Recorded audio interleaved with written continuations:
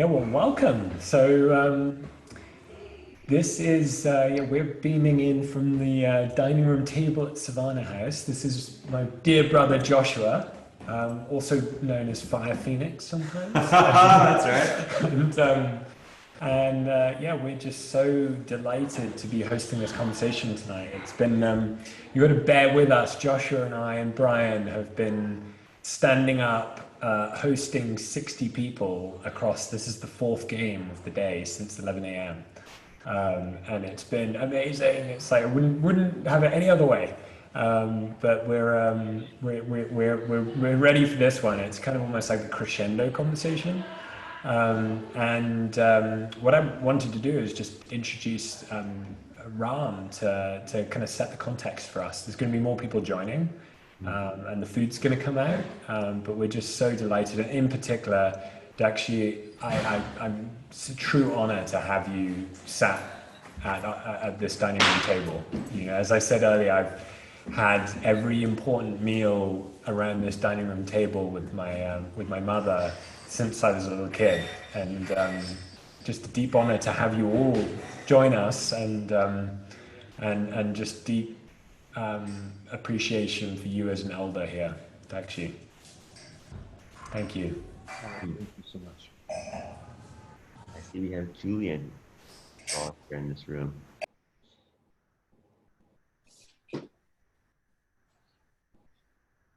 Well, all right. Welcome, all my friends and family, whoever's watching this from all over the world. This is a potent time, as you well said, Noah. And we know that it's time for the people of the earth to unite. There's just no other way to say it. There just isn't. We've all gone through so much in this chrysalis, in this transformation, this inner transformation, this inner work. Yoga is dawning across the world, ceremonies, traditions, rituals, healing, inner transformation, inner processing, all around the world, this great awakening that's occurring. And yet, even though we see this occurring everywhere, there's some part of us that's like, is this really happening? Are we really in this together? Are we really locked arms in arms? Do we really share the same value? Can we come out of the closet and say, we are one with God, we are one with spirit, we are one with life, we are one with light, we're one with the earth, we're one with the water and the air? Can we come out and declare these things which are universally true, that we know to be true together? And if we do that, if we all come out together and say, yes, these are the things we know to be true. We share the same water. We are the same water. We share the same earth. We are the same earth. We share the same light. These things may seem simple, but they're empirically true, which makes them powerful because they unite religion, science, spirituality, all together. And if we can acknowledge these things that are sacred, if we can acknowledge that though we are diverse in culture, worldview, practices, and beliefs, that we all share the desire for home, for food, for belonging, for connection. If we can dedicate ourselves to this as a collective, as the foundational point, we start to build a new social contract. And that social contract is built from a collective shared understanding of reality. Now, when a group of people of 20 share the same understanding, they build a little cult. When a group of 1,000 people, they start building a little village. When 1 million people, when 10 million, when 100 million, when 1 billion people say we are unanimous in these things we know to be true, we build a worldwide movement. But to build that movement, to build that capacity takes a lot. It takes a new level of how we self-organize. It takes a new level of technology.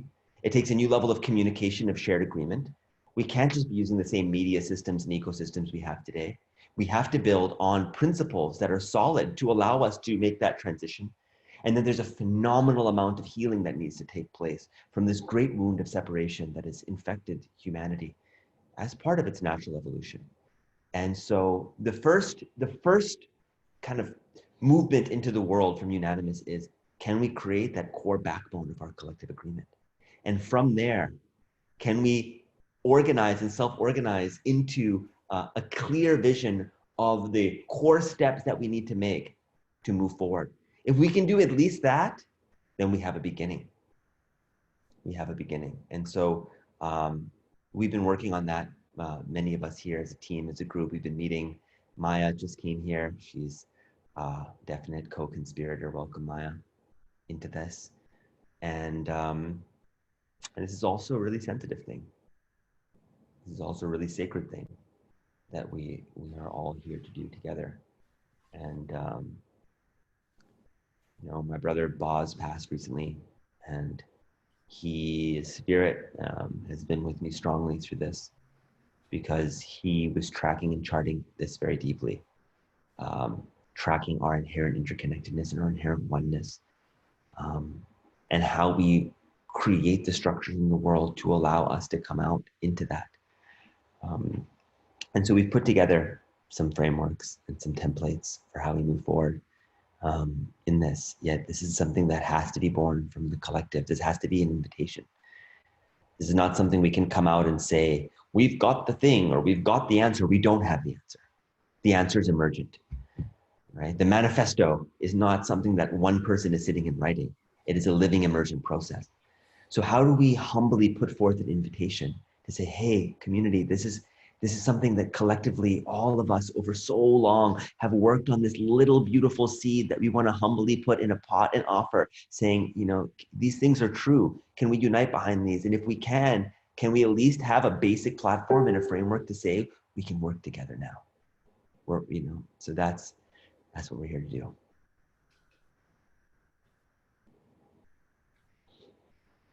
Brother, that is so beautiful. I think there's so many reasons why I felt, and I think many of us feel, you're holding such a crucible role in this, Ram, and just the poetry with which you're bringing, and the spirit with which you're bringing the truth, the kind of life dharma.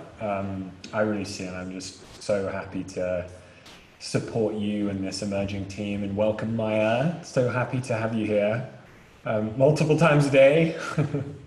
It's a good day when we are on multiple stations. And then would love to introduce you to more of our family here. This is Melissa. Hi. Let me just make sure there's. I'll be looking at myself, but I'm sure there's some of you on the call.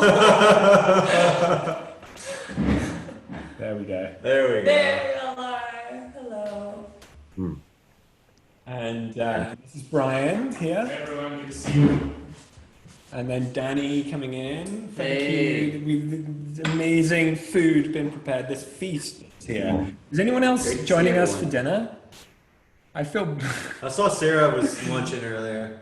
Also, She's always got something prepared. I'm joining for dinner. I thought this was prerequisite to this event was dinner. Cooks United. Cooks United. How feeding the world. Yes. Good. Yeah, Lichwan, thank you so much for being here. Delighted to see you. I'm sorry it's taken so long. It's okay. There is no time. Yeah. I'm joining for dinner. I thought this was. T-Ferry, welcome. And we've got Amanda Sage, you'll be pleased to hear, is joining us. Rachel, who you know. There's some dear family joining on this. So here's Rachel, who's been amazing at all things Unified Planet from the very get-go. Welcome, Rachel. I'm going to sit down and perhaps Dakshi, would you Amanda Sage, you'll be pleased to hear, is joining us. Rachel, who you know. Dakshi, would you mind doing grace for us as we sit together? Okay, thank you, Toshka. Oten Kashla, Ilamaitu Kashla, Makantaka, Creator of the universe, most ancient way, ever forgiving one, most bounteous one, most beloved one, ever forgiving one, most compassionate one, most sublime one. We call upon your holy power this night. And all those relatives to join us who are closer than our closest vein. To sit with us and eat this beautiful physical food the Creator's given us, and most of all, to nourish ourselves with the spiritual food that you prepared for us when we come together in prayer and unity and harmony. And bless all our relatives, our ancestors, that they're all here with us, eating together, renewing the prior unity and oneness of the human family. For all that will unfold from understanding fundamentally the oneness of all life in its interdependence. And the hurt of one is a hurt of all. And the honor of one is the honor of all. So tonight we just ask that our visiting may be inspired, may be uplifting, may be creative. And we ask the four directions, Father Sky and Mother Earth, to be with us. Hauli Michante Washte Alo, Shunk Mano Hemeado, Chinupa Hasaba Hemeado, Hauli Michante Washte.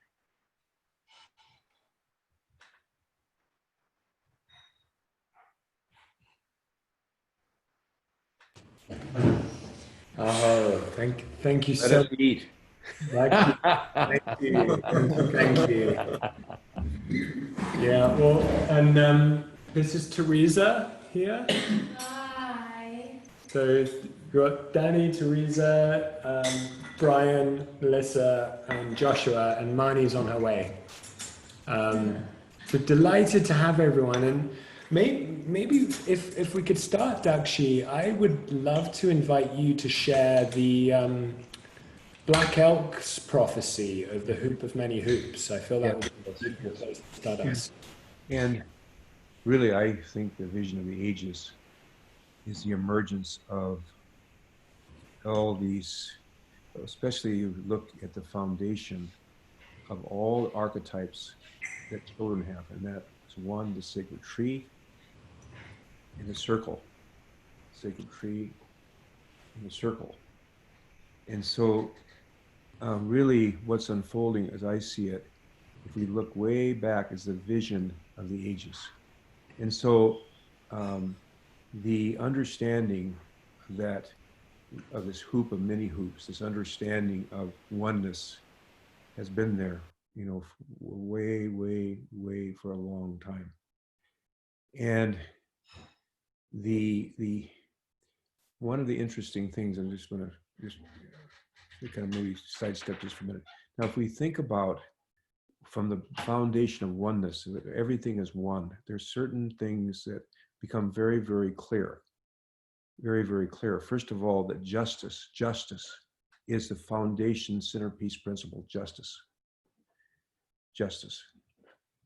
And from justice, I'm just taking one thing, because we're working here with new currencies, cryptocurrencies, and so forth. So one of the prophecies tells us, now this is where you get into this Antichrist thing, which anybody who's is trying to bring unity is accused of being the Antichrist, or being part of a global cabal who's trying to destroy everybody.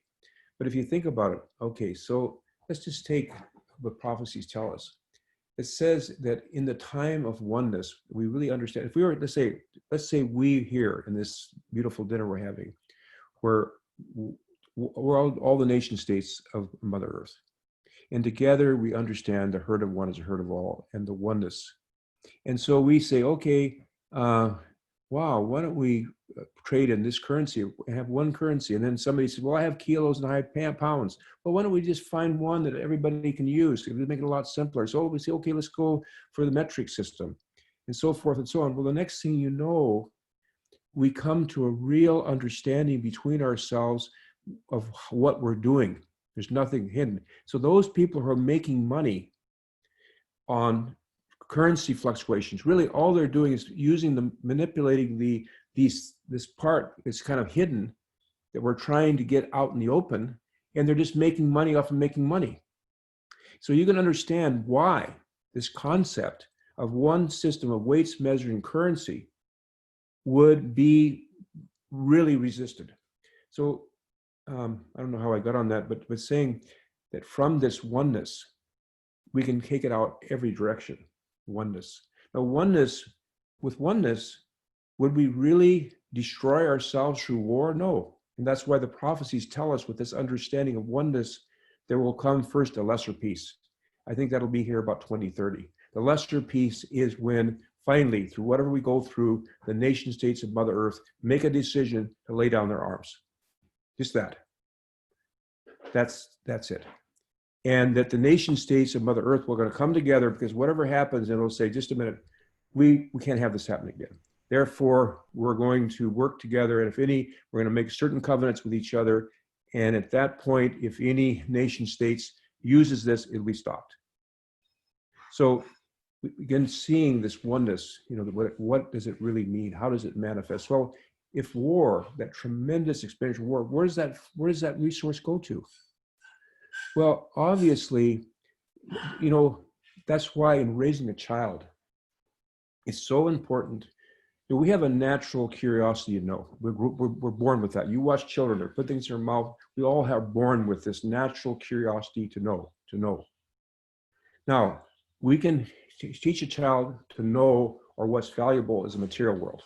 That what is really the key to success, what kind of car you drive, what kind of house you live in, how much money you make, you know, etc. And that's we have to live in the physical world. We have to walk the spiritual path of practical feet. On the other hand, if instead we're taught that our path was to acquire spiritual qualities, that is a path to happiness, because trying to acquire material resources is finite. And by the way, in the end, you don't have them anyway. You can gather all you want, but I'll tell you, I know in my day, when our dear Howard Hughes was buried, you know, had about 5 people, about 6 or 7 people, all lawyers at his funeral. They didn't come with dump trucks and dump his money in his grave. So I think that again, this, in fact, we're actually coming at Simon Schuster. We've put together from a larger document, which is called Prophecies, Dynamic Change, the New Global Civilization, where the evolutionary leaders were publishing a book to coincide with Peace Week that really looks at, from this understanding of oneness and also utilizing our indigenous prophecies, we can clearly see not just that we're going to some new place, but see what it looks like in a framework. And it's so, because so is my last thing, because the young people here, my father used to tell me, he says, you know, son, when the young people stop singing the old songs, and there is no more dreams and visions of greatness, there is no more power. So as your vision is, so shall your power be. So as your faith is, so shall your success be. I'll throw this last one in. You can be no good leader of warriors, spiritual warriors, until you've been in front of the fiercest battle and received the deepest wounds. And I'm not saying that in a hurtful way, but you cannot take anybody anywhere unless you've been there first. You can't, as I say in a Sundance, you can't pierce somebody unless you've been pierced.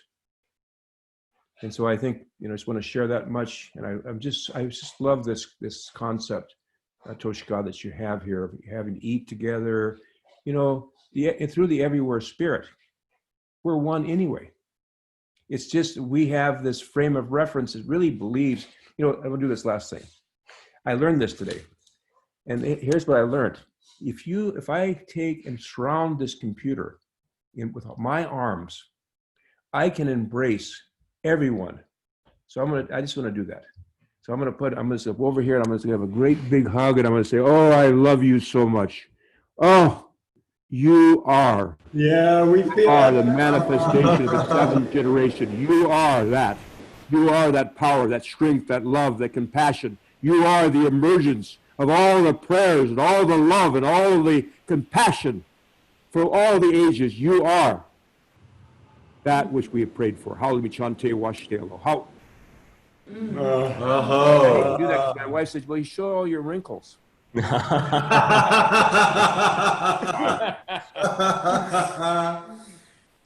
well, it's such an honor to have you. You might see me, my little picture on, because I might have to go to the restroom or whatever, you get old, you know. So, but I'll be here listening to you. And, you know, the on Earth Day when we brought together those indigenous leaders from around the world, and that ceremony happened was a spark in many ways of this. It showed me what was possible. You have been such a beautiful leader to show me about Unanimous, about the vision of Eagle and Condor, about uniting the tribes, about your courage at being able to speak the truth of our inherent oneness and interconnectedness amidst so many cultural disparities has given us a lot of hope. Yes. And so thank you for your leadership there and for mentoring all of us. Thank you. You know, so we have a beautiful confluence of incredible people here. I'm just looking at just Amanda to, and the other Amanda to, you don't know what I'm talking about. To, you know, Amandine is here, and Gregory, who I met at Amma's ashram in LA. Just some beautiful systems thinkers, world leaders.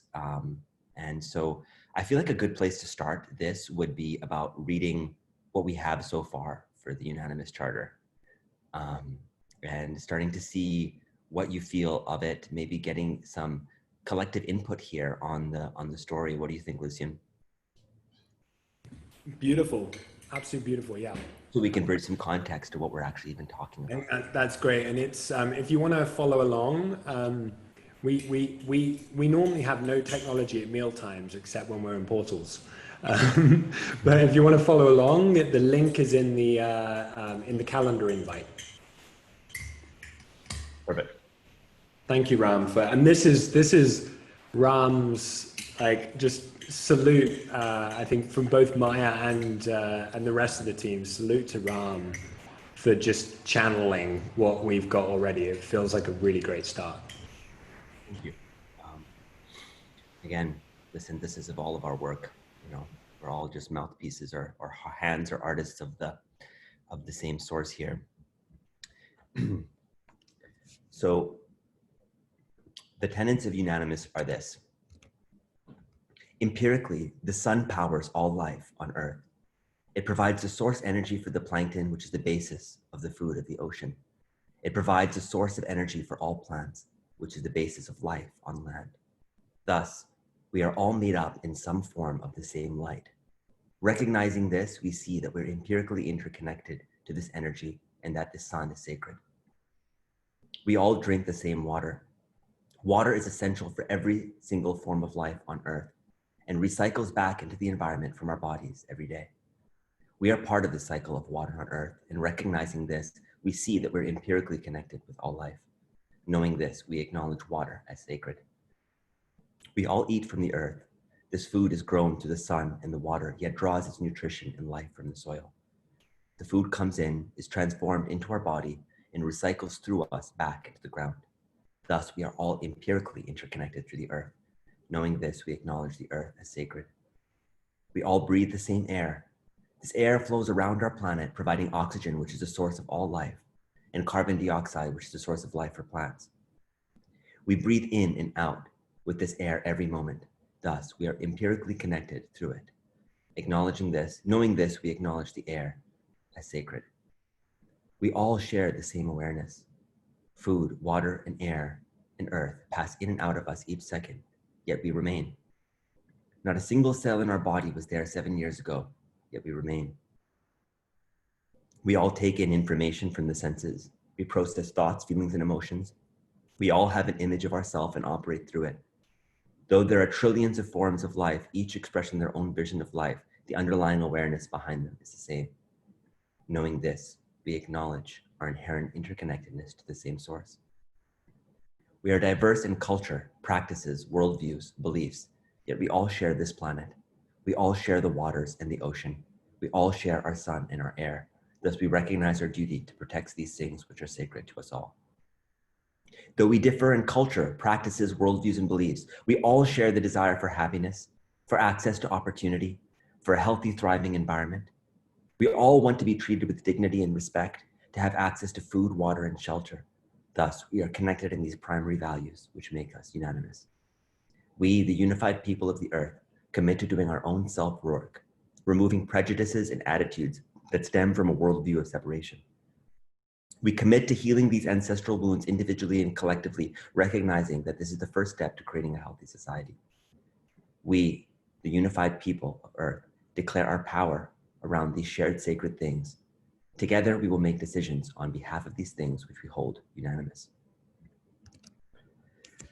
So that's the beginning.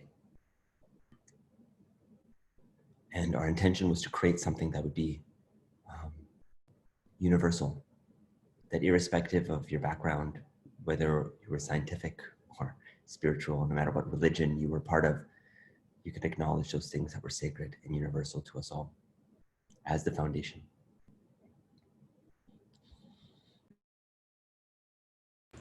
Aho, brother. I'm so proud to call you a brother, Ram. This is just such incredible gift you've brought in as a starting piece for this. And you know, when we've been playing together for the last few weeks, it started. What was it? The weekend before last, you first gathered the group, and Amandine was there, and Charles Eisenstein. On One Earth Live, yeah. One Earth Live, 29th of May. And, you know, in our conversations about what went from being the New Earth Manifesto to the Unified Charter, and that being kind of announced in some fashion on the solstice on the 20th, and that's something Dachi will talk about. But going into that week of World Unity Week, you know, the thinking here is this could be more than words on a page that people like pledge to, but it could be a whole ritual that we bring people into that week. And we kind of ritualize it on the 26th and 27th of June, which is the 26th of June is the 75th anniversary of the UN Charter.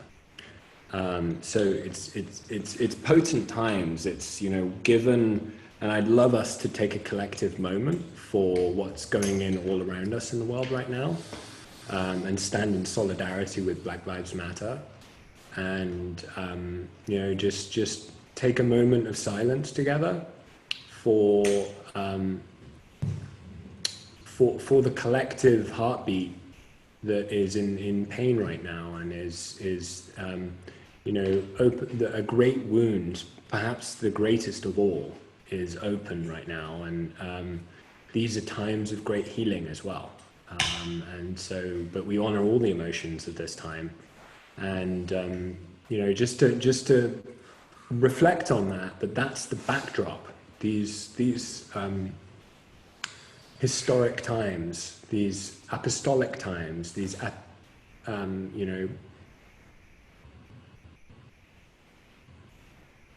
these apocalyptic times are pregnant with possibility, and to listen carefully and to be that hollow bone, that instrument that St. Francis talked of, the instrument of thy peace, is what we feel called to be in these times. So just to take a moment, invite a moment for us to sit with what we're feeling right now in the collective.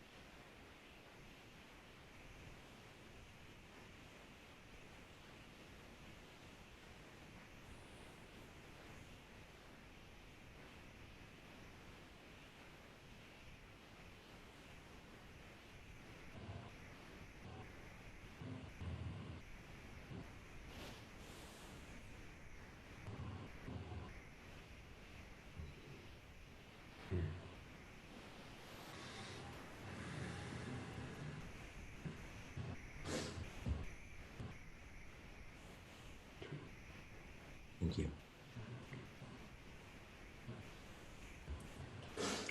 The image is this. At the center of the wheel, you have the dot. Our connection with source, with spirit, unintermediated. direct link. Right around that, the first circle you have from that is the Sangha, a spiritual community that gathers in devotion and practice to the Dharma, to affirm and align with the spiritual principles of truth. Around that, you have the society at large and the community that interacts. And around that, you have the biosphere and the earth and the space and the elements. And Ken Wilber talked about inner individual, inner group, outer group. Whatever language you put to it. Yet all of these levels and tiers of relation have to be brought in and acknowledged. And I see that as a challenge for people today who, on one level, are recognizing their inherent oneness, but that actually doesn't allow them to have language or clear construct around what's happening on a societal level, which is not that. That's not the experience of that, right? And yet if we can draw a language construct for all those levels, which is what this charter is attempting to try to do. And I'd love to hear from any of you here how that landed for you. What would you like to, include in there? What you feel is missing from that? What would you adjust in the spinal column of that to make it more true?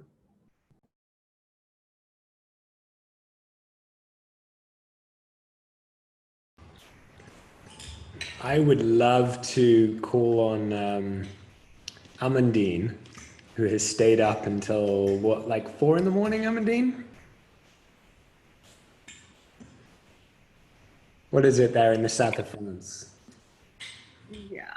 Hi, Lucian. Hi, everybody. It's so good to see all of you again. And yeah, it's 4:30 morning. I wake up. Thank you for sharing this beautiful charter.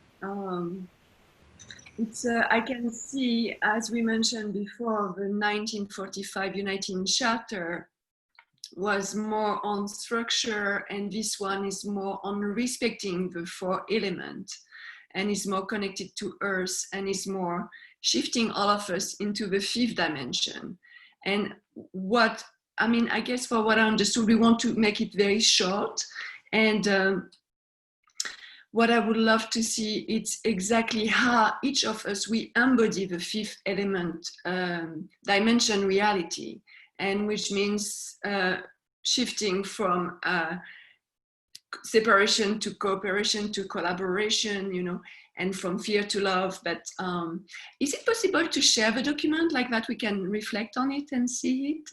Yes, it would be wonderful. It's in the calendar. I assume you'll be sleeping, so I'll Can you make me a co-host? I can share. It's wonderful. Yeah, I would love to read it, and I will come with some idea. But please, let's share and let's brainstorm all together. Thank you, my brother. Thank you. Thank you so much, Amandine, for being here. Your commitment to the effort is always noted. Maya, do you want to just share from your side as people are opening this doc? Because you've been holding so much of this. Yeah, it's been a really interesting few weeks, but also it's been a few years, right? Like we're all been waiting for this moment, and all of a sudden it's here. We knew things are gonna shift quite gradually, if quite fast, and we didn't ever realize it would be in this moment. But what's been really interesting is also seeing and observing how many different manifestos, words, ideations are out there, and looking into what is the synthesis of this? Because and what I love about what Ram did here, it's very simple. It really is the 4 element and the 5th, and the 5th coming together, right? It's that simple and that complex. So we've been actually deep into the conversation around what do you do with this? How do you invite people in? How do you also keep the process focused, because it can go anywhere, right? So it's also been a practice of how do you work in crews? How do you take things like that out to the world? Like who is supposed to be here, who's not here? And how do we create a container for that, because what we've noticed is a lot of times it's a group of people writing it and then some people signing it, but there's no invitation to participate. And in our conversation of how do we actually build something that is more of a container and invitation, and we've been pondering on that a lot. And beyond pondering, we've been doing research and looking at what is out there and thinking through what could be other processes. Yeah, the 20th to the 27th is going to be a week where we announce that we're doing something, but it's also a beginning of something bigger, because this is not, we're not going to be one and done by the end of June. It's, you don't take on unanimous work and it's done. It's a continuous evolving work. So even in our work is, how do we create something that is continuous? And these are all questions. We don't have any answers. We're just actually looking for better questions to ask ourselves so we can actually do the work in a more, in a completely grounded way. Because I think one of the things that we all know is when ego comes into these conversations, then it becomes my work versus our work. So yeah, how do we walk humbly when we do this work? Because we're not, this is not us deciding on the 21st century. This is human, this is the planet. We are standing on the shoulders of so many ancestors that we have to give thanks to and listen to. Even though there is something, there is a newness in this moment, because we're never going to have this moment again, because every moment is new. And there is also a turning of the tides and the lifting of the veils right now on a level that I don't think any of us have ever experienced. It is so potent right now. And we mentioned a few dear brothers and sisters leaving. Like, we knew not everybody's going to come on this journey, because there's something around the corner right now. So yeah, so that's what we've been doing, a lot of this deep thinking. You have a total magic trick going on in your left corner. Did anyone else see that? Oh yeah. Oh, my dog? Yeah. Popping in. Oh, that's the Anunnaki.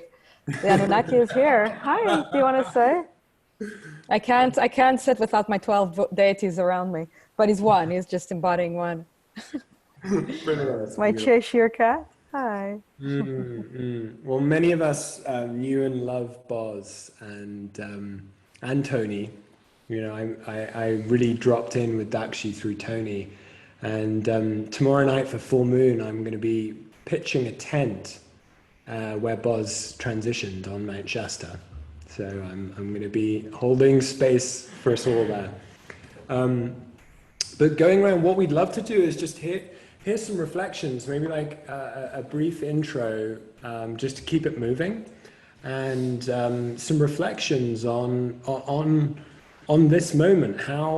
What's your feeling on what it's going to take to be unanimous, to unify communities, to create essentially the United Nations of communities, to subvert this moment of where we're unified in the mission of this golden decade. And maybe just some only small questions like that, but popcorn style, would love to hear. We've got so many. I could definitely love doing intros, but I'd love just to pass the mic around. And so good seeing you, Joe Bob and Amanda. Should you guys like to go first? I know you're really tired, so.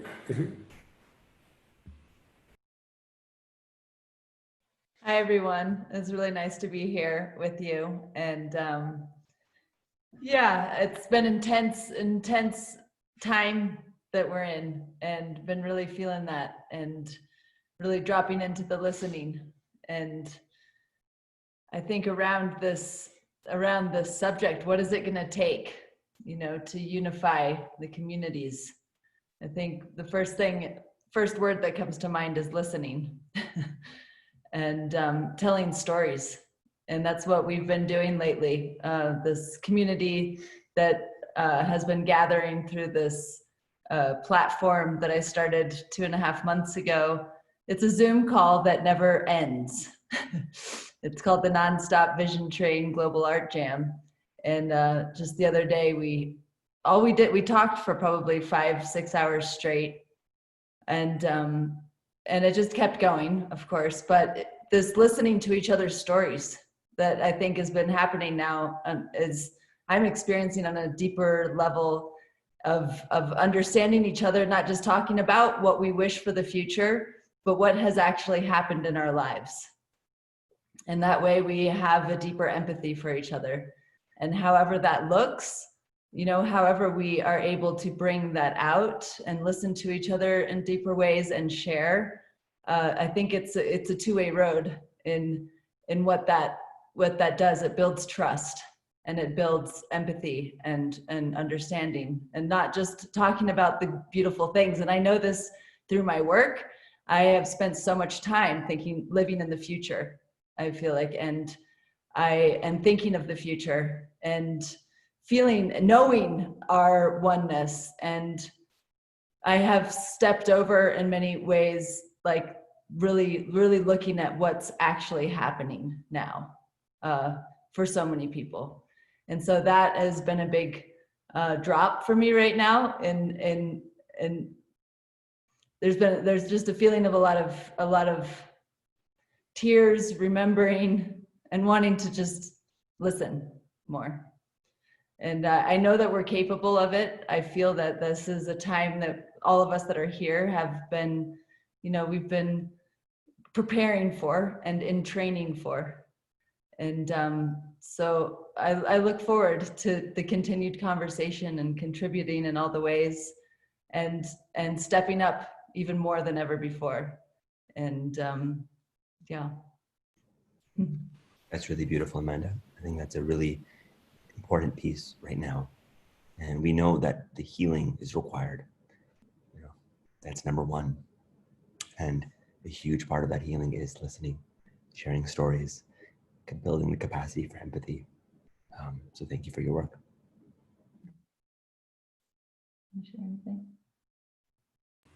Sarah, I know you wanted to. Yeah, I just had some thoughts to share. There's actually two things that I want to say. I'm going to take my cat off my lap, and the first thing that I'm going to do is I just want to acknowledge and honor one of my ancestors, which is my father, James Murray.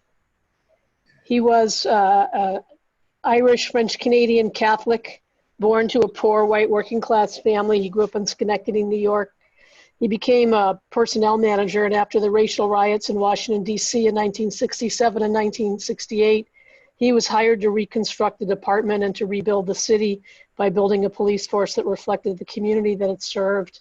And I grew up in the shadow of his work and in the shadow of those happenings. And he did beautiful work, and at the same time, what's happening now is very painful to me, because it shows that as much as he did and all the people that he worked with and brought together accomplished, we're still in the same place.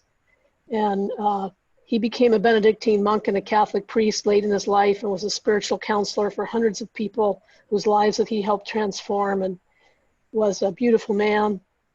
So fortunate to be his daughter. So just want to bring him into the circle. Thank him for what he did. And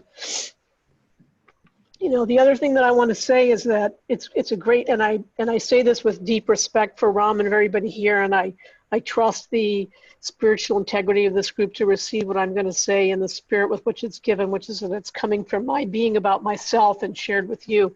It's not directed at anybody else, but it's a great thing to write a manifesto about coming together. But in the life that we live in now in our complex society, the challenge that we all face is that we have to downshift from our own egos and our own roles and our own conceptions of ourselves into being different people to be able to connect together in a different way in a simpler form of society.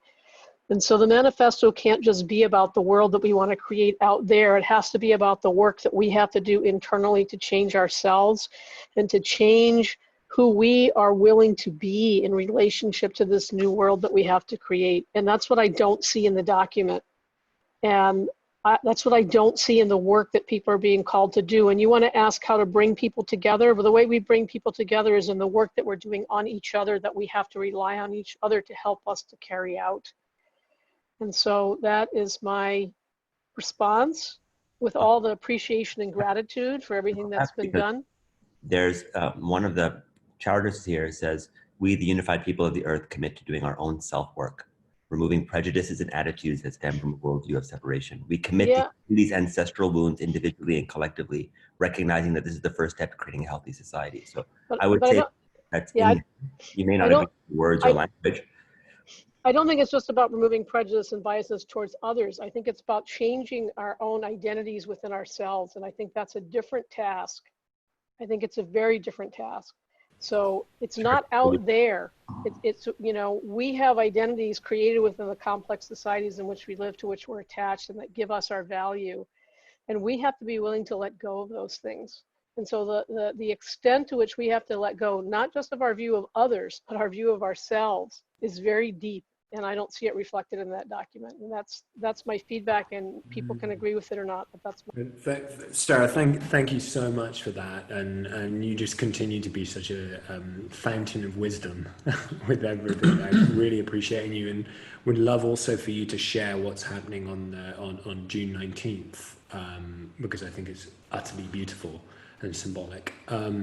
But as just in a reflection, we spoke last week about this point, and even more specifically bringing out the 4 elements that Ram starts with, and the 5th element that I think we can create a whole meme around the 5th element and the 5th dimension, as Amandine spoke to, but the 5th element being community, and that Maslow got it wrong, that like we don't just go up the pyramid, but the backbone, the spine of our hierarchy of needs is community, which changes at each level as more and more of your material needs are met, and you move into your spiritual needs. Your need for community changes, and so thinking about reframing from an identity perspective, reframing our relationship to community, because we're all drunk and deeply conditioned on individualism. More so than I think we're aware of. The age of the lone wolf has been, dawned since Descartes, and like we've been in our mind, and we've had our umbilical cord collectively cut. And so the question of how we come back in right relationship with each other, with ourselves, and with each other, and with our communities, with the planet, and ultimately with the cosmos, can be that 5th element. And we can frame community as starting with the relationship with yourself and going all the way up the kind of full community fractal, all the way up to your relationship with the cosmos itself, and the one and the same. And that seems to me like a really powerful, like 5th element, the kind of concept to bring in through ritual as well. So thank you so much, Sarah. And I'd love for you just to share, because I think this could be something that's done in multiple places right now as a response to this moment. I would also add, Sarah, just personally, in my Zoom world that started with COVID a few months ago, I've gotten to know you over Zoom calls, and you're the all-star, and I love you and deeply appreciate your vulnerability and your honesty. And in my experience, how brilliant you are with words. So I fully agree with what you're saying. I don't think we can dive deep enough into the personal internal transition that has to happen first. The community circle reinforces that and supports that, but that's ultimately about being able to reflect and better understand what's happening on the inside. And any words that you would be willing to offer, or time you'd be willing to put into this document, would be greatly appreciated. Thank you.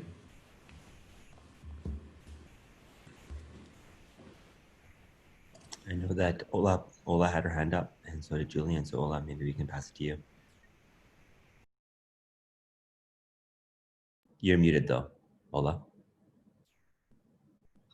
Ola is actually my fantastic husband, who's in this moment watering my garden right now. Great. My name is Li Xuan An. It's such a privilege, and it's just so lovely to be in your company. Thank you, Lucian, for always inviting me to these gatherings, and somehow I can never quite make it, but here I am, and I know why I'm here. just became painfully obvious. I would like to invite each one of you, super beings, to just close your eyes for 1 second, just 1 moment. This won't be long. This will be just a few seconds. I just would like to invite you to land at that place where you truly feel perfect, complete, safe, held, supported, allowed, accepted, adored, cherished, and loved.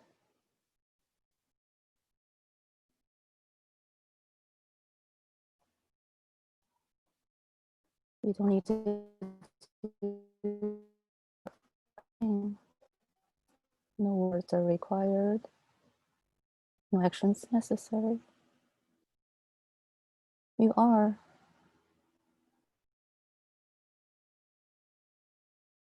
Thank you for being the vessel through which God evolves. Thank you.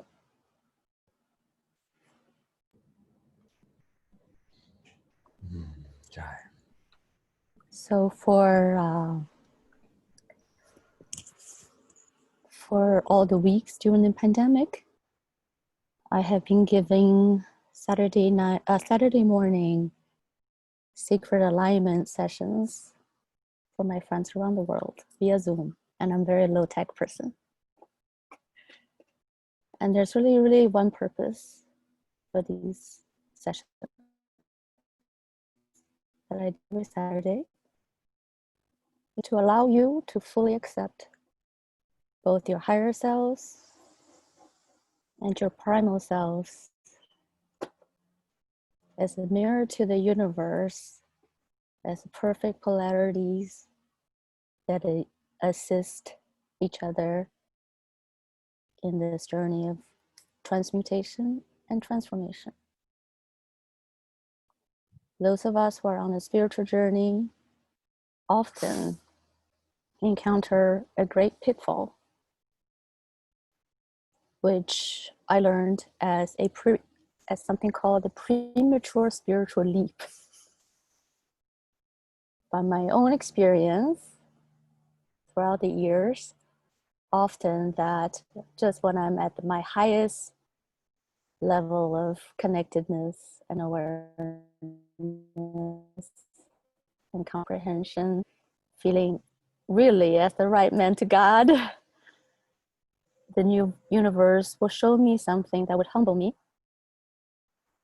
to show me the wounds that are still there, to be cared for, to be understood, and to be released, to be integrated. All of you, the energy on this call is so dramatic and astonishing. I feel so grateful to just be in your presence. At the same time, I see each one of you as a wounded child, as I am. The journey is not to escape, to repress, to suppress, to what this has been crying for since you were born. They are there to be embraced. For me personally, the work is inside. All the work is inside. When we heal inside truly, when we not only can dare to confront the dark memory of rape or abuse or neglect or abandonment or disrespect, but to really come to understand, not from the perspective that we had then, but the perspectives that we have today, come to real comprehension of the situation the event and unlock the magical powers of forgiveness to arrive not only forgiveness, because that's only part of the journey, but to really arrive at gratitude. Can we then release and become lighter? And when we're truly peaceful inside, all the work that comes out of us is pure light and love. But I think the direction is important. Just as love works in a direction, we give, therefore we receive. The healing is also in one direction. We go inward, then we come out as peaceful warriors. I really humbly offer my gratitude and also my service. I will connect with Lucian, and I would love to do one of these sessions with you guys. Thank you. We'd be honored. Thank you. Thank you so much. Thank you for that beautiful, beautiful moment we all shared together. Who would like to go next? Alexandros and Noah look like they have their hands up, and so did Julian for a while. So I also want to honor that. Julian, you had your hand up like 10 minutes ago. Yeah, sure. I'm happy to jump in if that's okay. Can I just quickly say good night, because I have an 8 p.m. That I have to run to. I really am inspired by all of this, and I feel a lot of confirmation of what's possible with all of you. No, I have a request for you. Yeah. I feel like in the document below the tenets, there's a weaving of a myth and a story. I'd love your support in helping look at how that could land deeper. If you would dive in and, we could do a little bit of myth crafting on that. Sure thing. Because, before many of you arrived, he told a beautiful story around the mythos of our time. A beautiful story keeper. Thank you, Noah. Good night. Good night, friends. Love you, brother. Thank you so much. Love you. And I think we have Alexandros, and then who else was it? Just note when you see Noah and Alexandros that you might be sat around King Arthur's round table. Wasn't it Julian first though? Yeah, Julian was going to have a word first. I'll jump in right now. Julian was going to be first. Thank you. We can be patient too. I'm grateful, you guys. I'm very grateful for this unique moment with you all. This is really beautiful, and I'm grateful that we all remember to show up for this work and do this work. I was in this Unified Planet game this week, and I want to relay something that came up in one of the groups. And what came up was in a narrative group around, unified narrative. And so in direct context to these like 4 beautiful pillars, the word that I'm not seeing in there that I see the context in there is, we talked a lot about belonging in our group today, and how we as Earth citizens, no matter which ethnicity we're from or which background we have, we all belong as an empiric biological fact, because we have a body, we're here, we're born, we're alive. We are the planet, quite literally. And so that was something that was a very alive notion in our group and conversation, is that every human also has this desire to belong, but we actually all do belong. And so it's like an oxymoron in a way, because we are worthy because we're born and we're here. We're loved because we're born and we're here. And yet we all struggle with self-love. And so to include this in some way, shape, or form, I think might be a good thing. And the second thing that came up in our group was, and so I think this is kind of what we're struggling over here right now, the self-work and the inner work that needs to be done, is this clarity that, of course, it's super important to draft this as a proposal and to draft this as a unanimous approach. But then at the same time, is everyone included? Who is not included right now in drafting this? And who else needs to be invited? I think the word invitation was really strong earlier, Ramaya, and you said that, and I feel that. And so that invitation, how would that look? Because if I were to give this to someone right now, they'd say like, who are you to draft this, right? And so the question there is like, how could we embody this invitation? And so what we came up with today in our conversation, there was a few of us involved, and was the process of inquiry. So a narrative of the future, or a narrative of a unanimous people, is not a narrative that is set in stone, or a narrative, and I know this is not meant to be set in stone, but a narrative that is solid in that sense, but is a process of asking questions, or a narrative around asking questions. And so I think in the self-work that all and every one of you have done, and that's the experience I've had, you arrive at a place of inquiry. And in that place of inquiry, you realize you never stop. There's never an end to questions. And so maybe there's a smart and playful way to kind of include the process of inquiry into a document like this, that kind of suggests and allows us to see this is a very living entity, and it's not meant to be written by a certain few people that tell other people what the charter of a unified earth is, but this is an approach to include everyone and allow everyone to access it through their own questions. So, one thing to that, and thank you, you really put that really well. We've been calling this a living manifesto, because the idea is that no one person should write it, or even 10 people, or even 100 people. I see this manifesto being like Wikipedia, but it having more of a focus than all the knowledge on the planet. Like it having a focus towards, reorienting us towards the systemic change we want to see. And a big part of the sprint moving forward from the core spinal blueprint, like this is not even the charter. Like we said the unanimous charter, a charter, like you look at the UN charter, the charter is like big. Like it takes you a day to read that charter, right? That's like deeply thought out for a year, aggregated a lot of opinions. This is not a charter. This is a statement, out of which comes a charter, out of which comes a living manifesto and a technology platform, out of which comes a lot of these things. And so just languaging that clearly. So the invitation comes into those things that are core.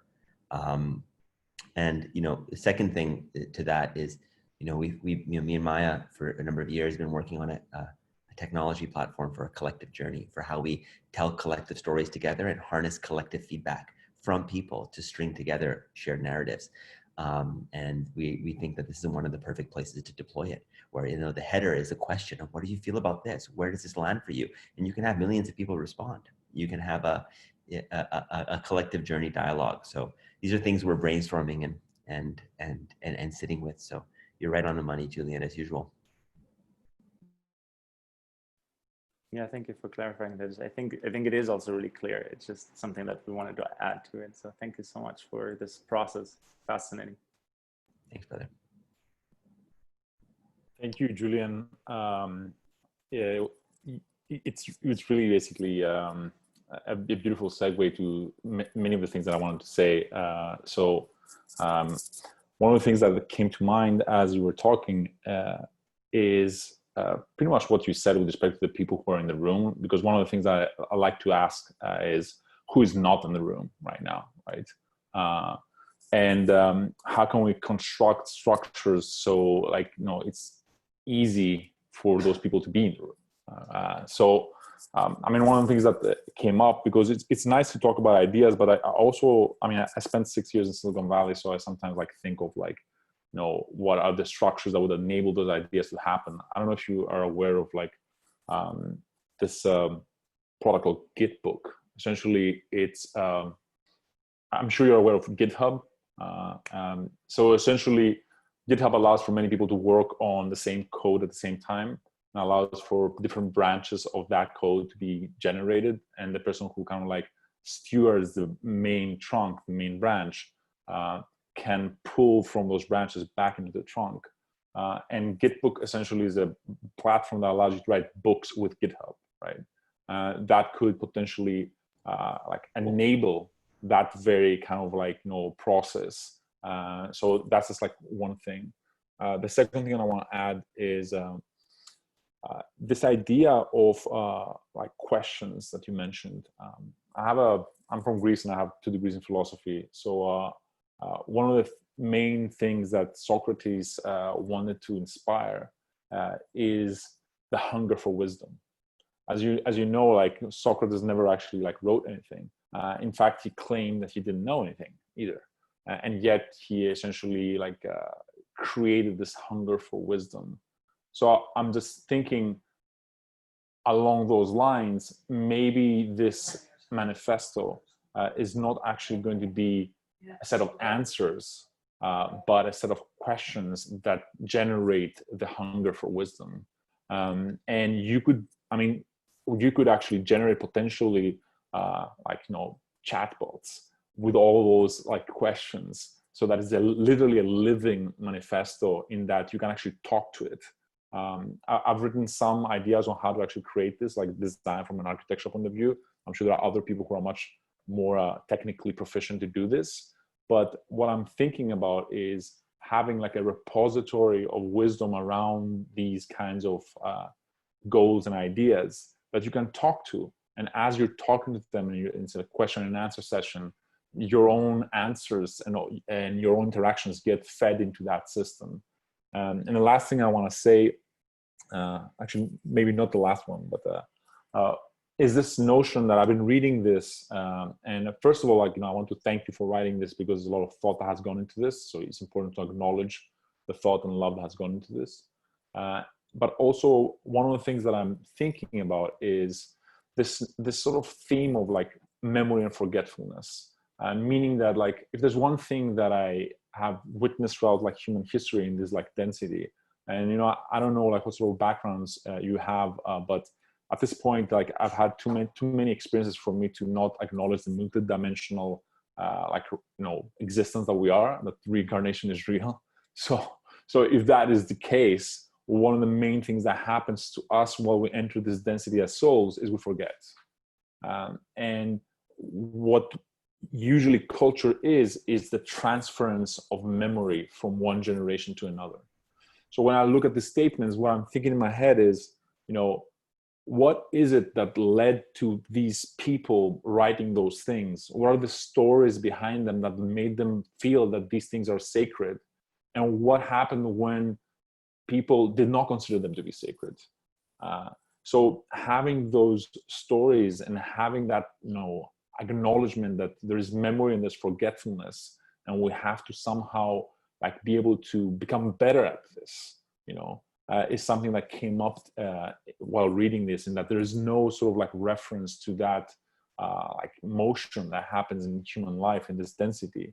So potentially what practically this could look like would be a part in it that talks about preserving the wisdom of this density.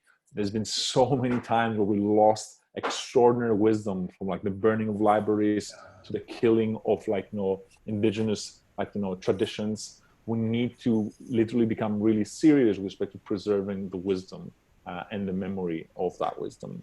And the last thing I'll say, which is very short, is I didn't see in all this like manifesto the word love in there at all. And if there's one thing that I've come to realize in my 40 years on this planet, is that this is the point of this density, is love. So if it's not in it, it's not complete. So it has to be in there. Boom. Totally true. And speaking of which, I think we might need the word joy in there too. Amanda, you've got your hand up. Thank you. I miss you, my dear. So good to see you. Likewise. Yeah, good to see you. It's been a while. The last I was gonna. It was on Jamiroquai on the dance floor. Yes. Oh, concerts someday. Yeah, I was gonna say too that I feel like questions should form a prominent part of this. So we got a trifecta here, thinking the same thing. So important not to know right now, and to like really, really honestly be in question. You know, we're in such a deep moment of reconciliation, and we just have to be as humble as possible. I just learned that the root word of root, like etymology of humble and humus of the soil, is the same. You know, and I think like,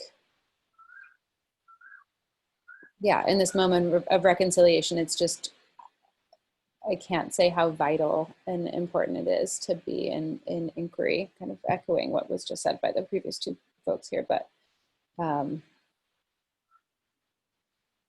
yeah, it reflects the intention of it being a living document for sure. But like, what are those juiciest questions that we can continue to come back to that can help us reconcile And, you know, I think part of that reconciliation is like a truth and reconciliation process that needs to happen around the world. And I'm curious how this manifesto charter can be part of that, and all of the decolonizing that we need to do within each industry, within our hearts, within our minds. We just don't even know how colonizing we are. And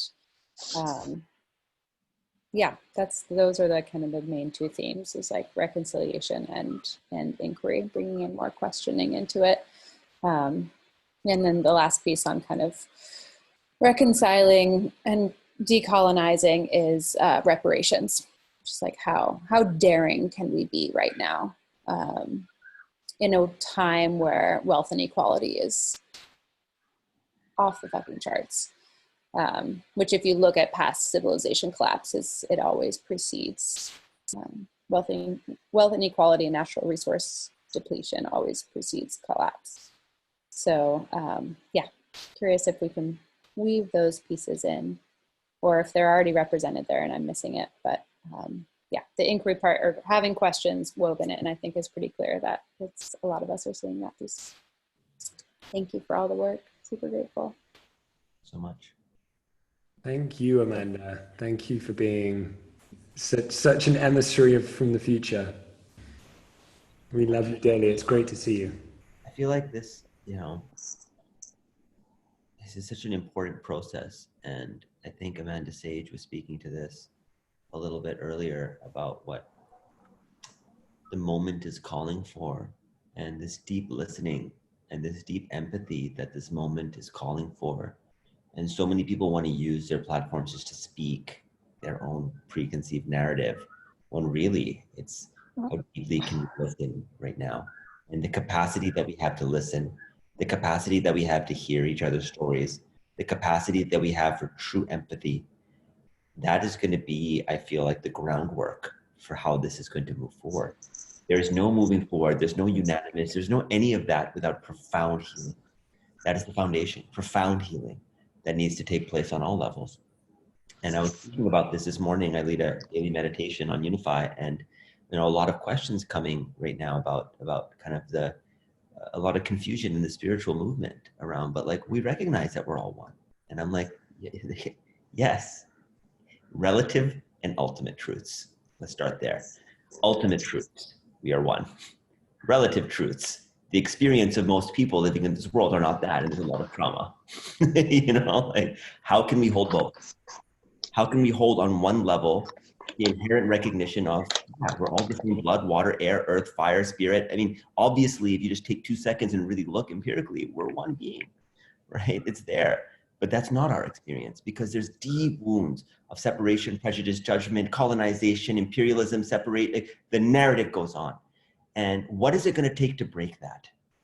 Right? What is it going to take internally to break that? What is it going to take societally? And this is where Elijah, you know, has the sacred space, personal space, one-on-one space, group space, community space as the 5 spaces. How do we program each one of those spaces in a dimensionality to program it for healing? What does that look like? I don't know. It's just an inquiry. I can, like, so a few things. The Jewish tradition talk about world repair, tikkun olam, and that it's not anybody's job to finish that job, but it's just everybody's job to show up humbly for that job. That's from the Talmud. So I think, you know, what would it take to break it? I think, what would it take to repair it? It's more, what would it take to all of us to show up and do the work? And whatever work, all the levels of the work, the inside, the outside, the, you know, reparations, all of it. What happens when we actually all show up? And in the conversations that we've been having, like, one of the things that kind of always comes to me is that there's so much work that's being done, and more asking the question, what are we learning? What is in that work? And looking at, as I said, ancestors. And one of the, again, we're still in early ideation and asking the questions, is that there's 2 beings that have less of a narrative already imbued in them, that can actually look at what is real. sort of. One of them for sure, children, and the others is technology that can just look objectively at what's showing up in scripture, in manifestos, in ideation. Actually can see what is the thing that's bubbling up without even though yes, humans are still involved in the development of these technologies, but even looking at objectively what is showing up right now and actually giving us a reflection back without saying good, bad, or ugly, just saying this is what's showing up. So in our inquiry, we also talked about that possibility because I think we're sitting here, 17 people, 20 people, and we each bring our own perspective. But I'm always asking the question, who's not here? And a lot of times the people who are not here are usually much younger. And they're going to be one of the ones dealing with a lot of the issues that are coming in the next decades and a decade and next 100 years or so. So we actually have to answer to them. Beautifully said, Maya. Thank you for bringing in. I think bringing in the 7th generation principle in this document would be powerful. Yeah, great. May we make decisions considering the wisdom of 7 generations of our ancestors and 7 generations of descendants to come. And with that, Dakshi, I would love to invite you to share some wisdom of the ancestors. Well, I've really thoroughly enjoyed this whole visit, and even when I had the little picture up, I was listening to every word, because one of our teaching is seek to understand before seeking to be understood. To seek to understand before seeking to be understood. That's listening, trying to understand what is the heart of what's being said. And so one of the things I would say is this teaching. This elder told me, he says, Taco Xiao, you're never going to solve the issues before you solely through the intellect. The intellect is a great, great gift of the Creator. But the intellect, for every problem it solves, it creates 10 more. That's the nature of the intellect. That's why it goes on and creates science and science and science and science. But that's why also by only the mind, it gets caught up in a certain paradigm and can't escape it. Why? Because the other dimension in which you can go clear back before the Socrates, where the disconnection between the heart and mind began, where the mind, in fact, having feelings was like not being what we should as a human being. Well, anyway, so if you come back then, and so what he said to me, he said, grandson, it's only when you open your heart and the tears flow, and all of a sudden you open to the oneness. He said, and the heart and mind becomes one. He said, but remember this, the longest journey in the world is from here to here, this journey. Now, that would I bring into the other thing we talked about, earth, fire, wind, water, emotional, mental, spiritual, physical, roots, stem, leaves, fruit. I mean, quaternity was really reflected back to us, which is a thing, by the way, why we do everything in fours. It was all Jungian philosophy is based on Jung's understanding of quaternity. That's whole dimension of quaternity. It's interesting. If you look, whatever the medicine wheel might be, especially the Chinese enunciate this, it's left unsaid within our medicine wheels or our circles. And that is, you have fire, wind, or earth, water. But there's another within the Chinese defined as space. Space is oneness. Space is oneness. And so within that circle, that oneness is the oneness of the oneness. The absolute, that which transcends the murmur of syllables and sounds. That oneness. That is what is. And we have it. If we really open our hearts and mind, we can feel it right at this moment, together, everywhere, all at once. And that's what's happening right now in this transition. Now, how this relates then to the unfolding manifesto in terms of how does it relate to all these other things we've been talking about, all these other manifesto, how can we understand it so it comes into relationship with everything else? A number of years ago, back in 2013, we were doing the first international treaty to protect the sacred from tar sands oil in Dakotas. And I was with Brother John Raymond. We coined a phrase which you'll hear people using now, but at the time it wasn't being used. And we used 3 words, interconnected words. And this is where it relates to this, what you're doing here. First of all, unprecedented. Unprecedented, that word, really ponder it. Unprecedented means it's never, ever, ever, ever, ever, ever, ever happened before. That means everything that we think we knew about in the past has to be let go. Everything. We're talking about a complete and total paradigm shift. This is not a Band-Aid deal. So, unprecedented.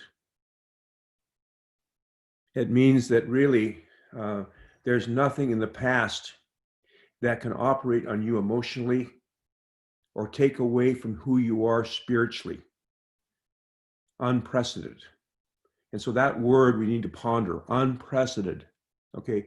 The second word we utilized was unified. Unified. All right. Unified. What I see you defining for World Unity Week, for World Unity Week. What I see you defining is a statement of oneness, a unified statement on what unity is.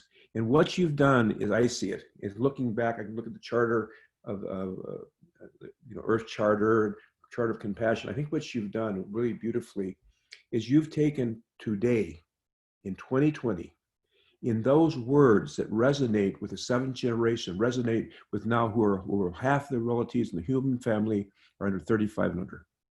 You're utilizing language for this 2020 that resonates. And so that, I see maybe connecting this to actually the week as a almost not something standalone, but standing within this week, which will continue. Now, as it goes along, there'll be time, and put in there, let's make one agreement, in that everything we do is in draft. Everything is always in draft. We're in draft, the universe is in draft, everything's in draft. Let's do it draft. Then we can get it done. We'll get it done. And then everybody has an opportunity to give their comments, and it becomes a living document. Exactly. I mean, this is not the Declaration. Look, the Declaration of the Constitution of the United States of America never, really framed this is the way it's going to be. Look what's happening. This has to be a living document with the participation of every human being some way. If it's not living, it becomes a closed system, which we're experiencing now, it will collapse. And so that's what I see in the paradigm shift. And the last part is, okay, you framed the unity. I mean, at this point, really, if anybody who's had any education whatsoever would not understand that everything, biological sciences, anthropological sciences, physiological sciences, every dimension of in fact, the whole spectrum of what we call science has defined we are one human family, 99.9% the same, only secondary genetic things separate us.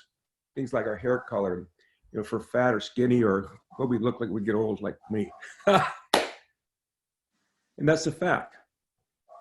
And so what I see, what I'd have with great humility, have you look at is what the action we took from the place of oneness 53 years ago and before that. So that has been based in that principle and a principle-centered approach, which you are describing to the T. But today in the 2020 understanding, by coming to this, you're bringing science and spirituality to oneness. That's my personal reflection on this incredible work and all the beautiful words and beautiful explanations and symbolic understandings. So just kind of put it like that, kind of put a bookmark there. Put a bow on it. Thank you, Dakshi. Thank you. Thank you, Dakshi. Beautifully Thank you said. so much for being with us and your lifetime of service to this moment. And you know, as Black Elk. Oh yes, I want to. That's one. I forgot that. And by the way, you know, I would sure love to hear any comments you might have. You know, I'm an old man. You know, I figure if I got another 10, 12 years, I don't want to boop around. I mean, I got to, you know, that last round, you got to go. And so. I know you outpace me. Oh, well, you know, so that's, we never, but. 4 o'clock in the morning, he's calling us like, where are the documents? I'm like, actually, you're up at like 1. What are you doing? Well, you know, this is you know, if you ever run the 400 meters, this is the last 100 meters. Now you can do real good in the first, second meter, 100 meters, but where it counts to that last 100, 400 meters. So prophecy of Black Elk, I think it's very relevant. And so many of you probably have read the prophecy of Black Elk Speaks, or the book Black Elk Speaks. And then within this, it's very, very powerful. It has direct relationships. The book of Revelation is so profound. But as the ending of this vision unfolds, this living vision that accompanied Molly's life, the people were absolutely to the point as where we were as indigenous people, you know, when the buffalo were taken from 60 million down to 450, and we were decimated when we thought. So they were in that kind of condition, and they said they came to the highest mountain of all. And, you know, really, just almost with nothing, but with that faith, with that prayer, with those prophecies, they pulled themselves up that first layer. Oh, I felt better. And the second, boom, felt better. The third, they felt better. Fourth, Hakasapa Black Elk said, and I found myself standing on the highest mountain of all. And I looked down and saw the sacred hoop of my people. And I saw it was a sacred hoop of many hoops. In the center stood a mighty flowering tree, overshadowing the children, one father and one mother.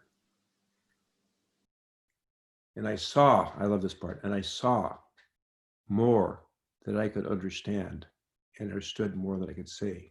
For I was seeing the shapes of all things as they live together in unity and harmony. It was Wakana.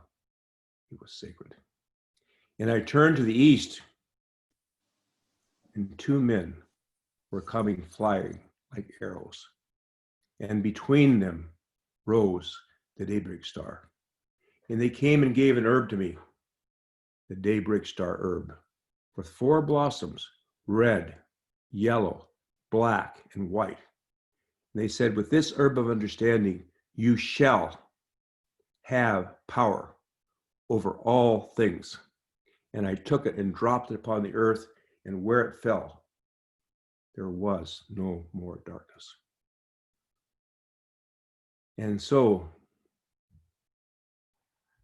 we can see this hoop of hoop unfolding. Now, for myself personally, that's why when I was 18, I hitchhiked from Washington over to New York City and went to Europe for a hitchhike around for a year, because I wanted to understand those European tribes. That's why, you know, when I was 4.5, I was in Panama, there was those tribes, learning all those tribes. And then I went to Southeast Asia, my beloved wife's from Thailand, to understand those tribes, to understand those incredible peoples in China and so forth and so on. And then, so you learn, and went to India many times to understand those relatives. That's what that prophecy talks about symbolically.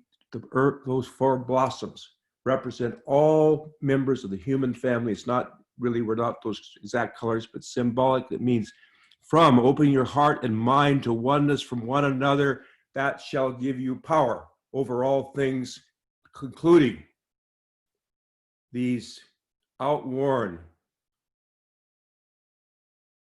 unprincipled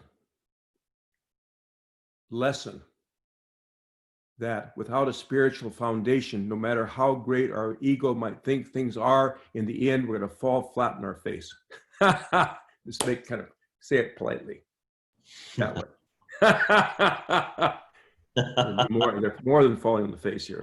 This is just the first round. Oh yeah. First round.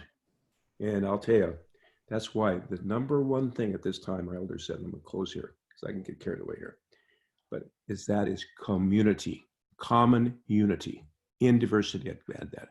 Common unity. I wonder where that came from. Unity, common unity. And unify. All of them are the same constellation, unify.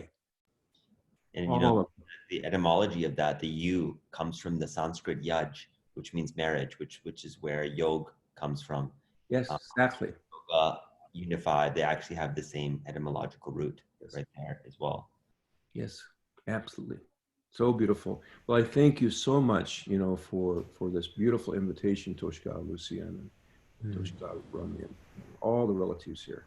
It's been such a beautiful, beautiful evening. I'm gonna be here. By the way, I mean, when I come to dinner, especially when I was younger, I'd be the last to leave.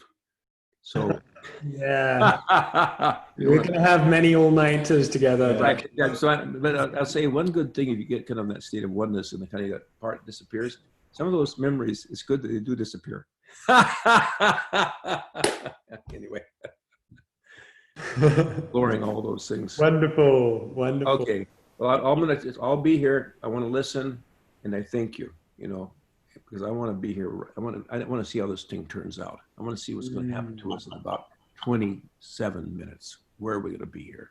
Yeah. Our minds and our hearts. That's what I want to see. Yeah. I know Gregory's been waiting for a little while here, to talk. So if you want to go ahead, brother. Hey, thank you, Ramayan.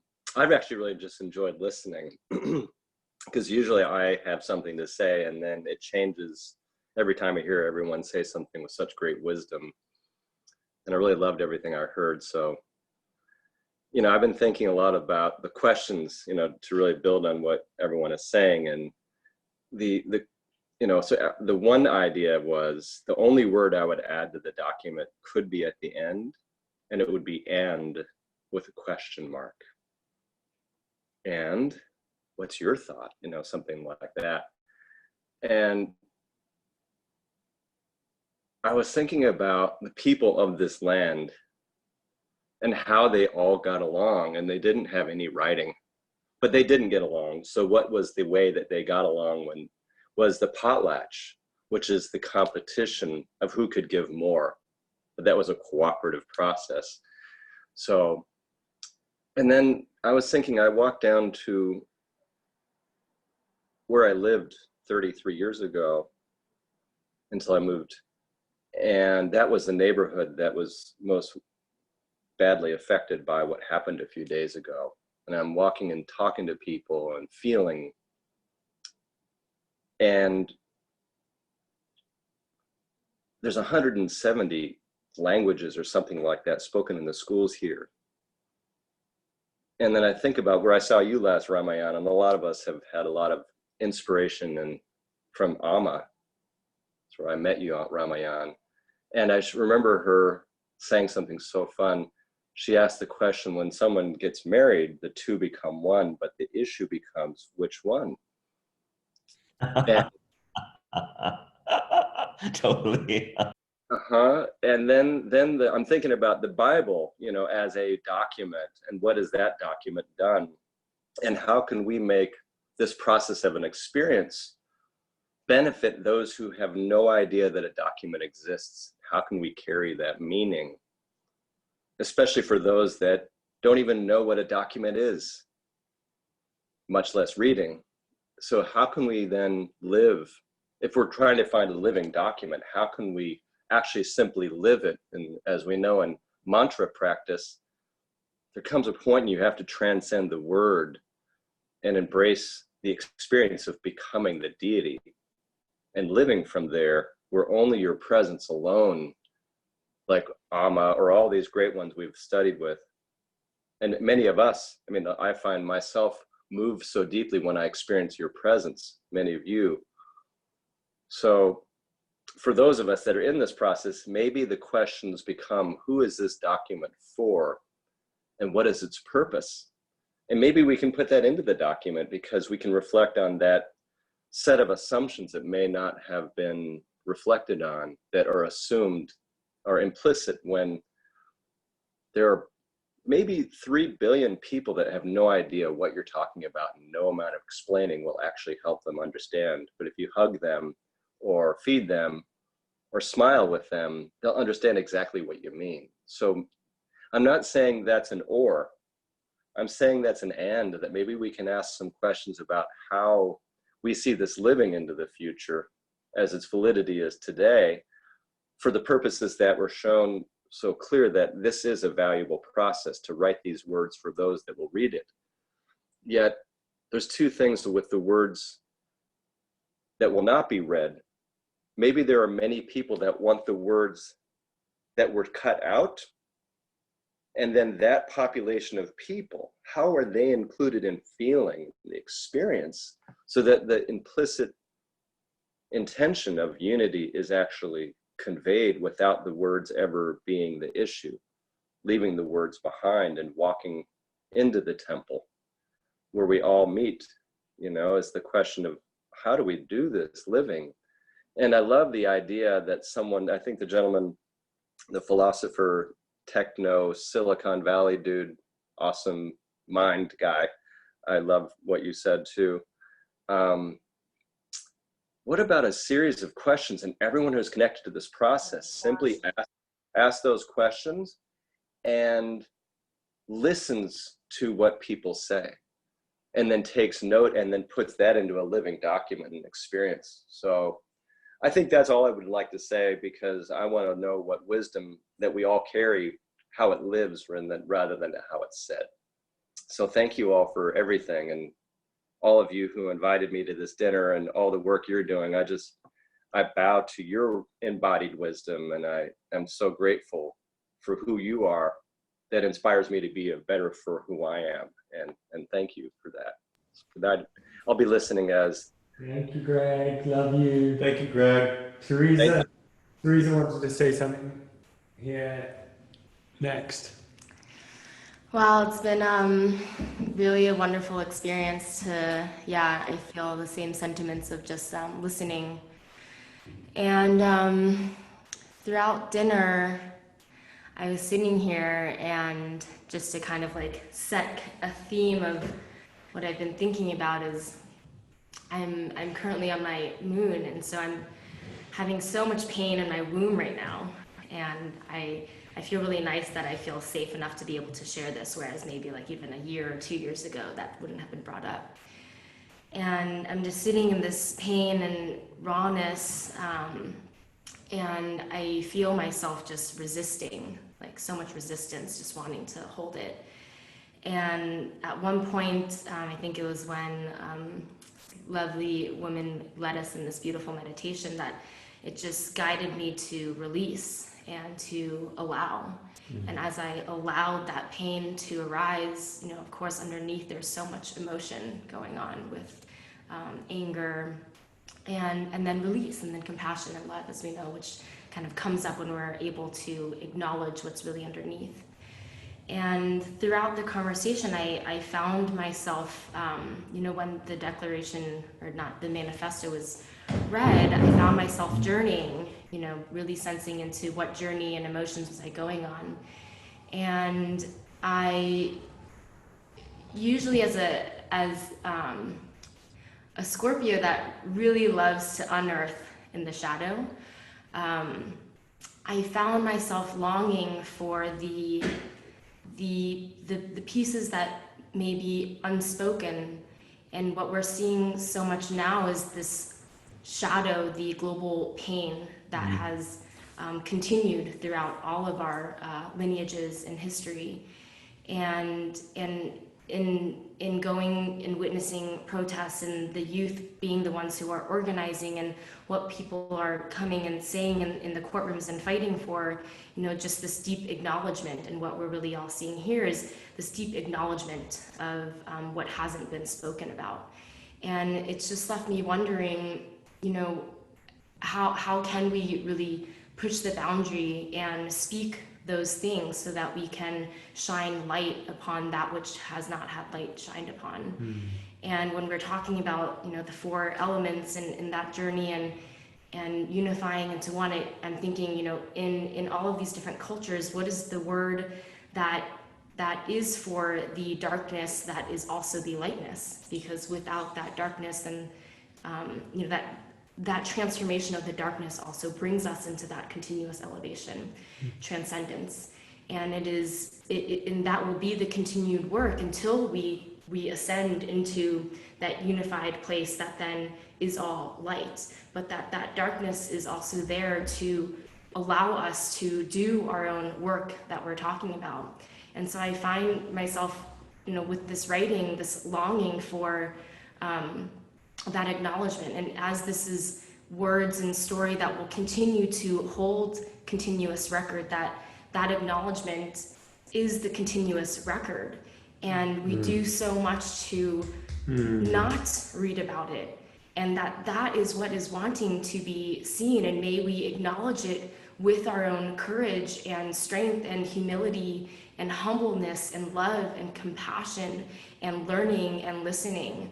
But that is so much a part of this journey. And so how can that be a bold move to really acknowledge all of that and to lead by example and without bypassing, but deep acknowledgement? Yeah, so that's the one piece is just this feeling of, you know, wanting that piece to really be shared and stood next to and acknowledged. And then the next piece is that then I feel like once we all do that work, I think that we've all experienced when we go through that transformation, we have this clarity for true seeing and action. And I also found myself at the end really wanting to feel that stand up, you know, like as I'm watching protesters and I'm watching people really speak their truth, I feel myself compelled to say yes, like this is action. And sometimes I find in some spiritual communities it can still leave us here in, you know, in connection and you know, bring us to the earth and to our bodies. But that, you know, something I listened to recently, which was, if you are not feeling uncomfortable, then you are not doing enough. And there's something to that, you know, just in leaning into what is our privilege and how can we really see beyond that, and how can we really see, you know, what is it going to take to transform. And I would love this document to really bring people into their courage, into their power to say, okay, yes, like, and then what is that action? So yeah. Thank you, sister. Thank you. Thank you, sister. Beautiful, beautiful. You read it, and I'd love your comments into that. And I feel like you're holding a beautiful somatic awareness. I can feel you're embodied. Like there's a Shakti somatic awareness there that needs to be transmitted through this. So thank you for doing that so beautifully, and it's so welcome. Appreciate it. I also want to honor Chris Pitcher. He's been his hand up, and I know Rachel has as well. Awesome. Thank you, Teresa.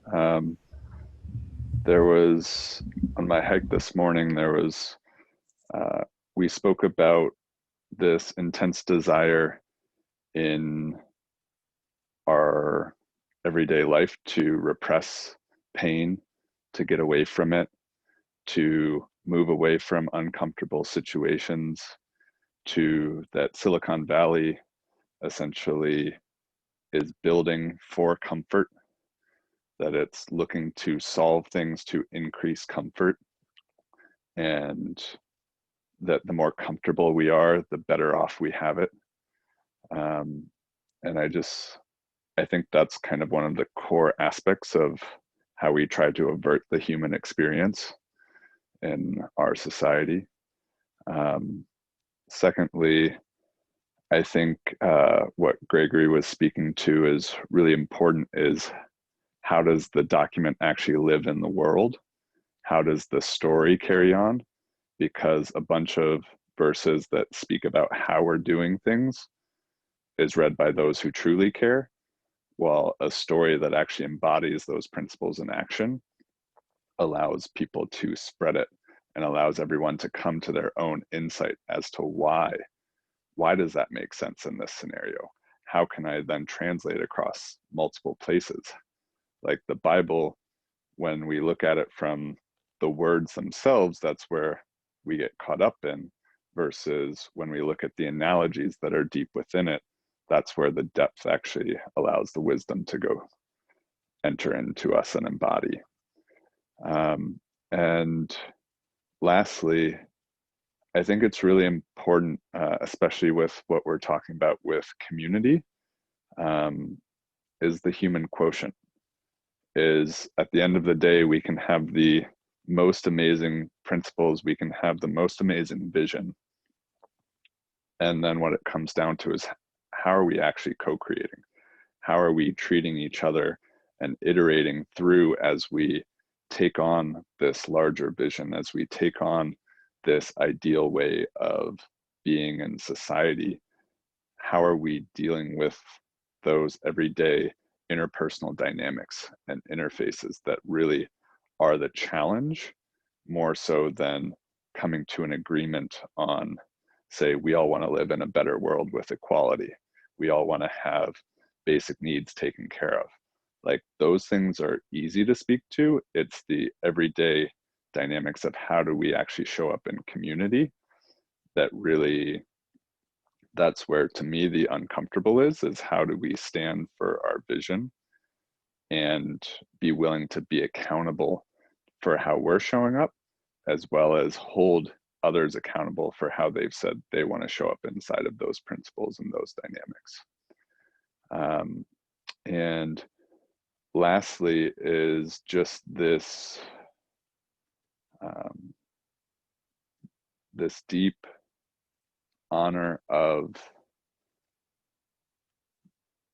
how is it that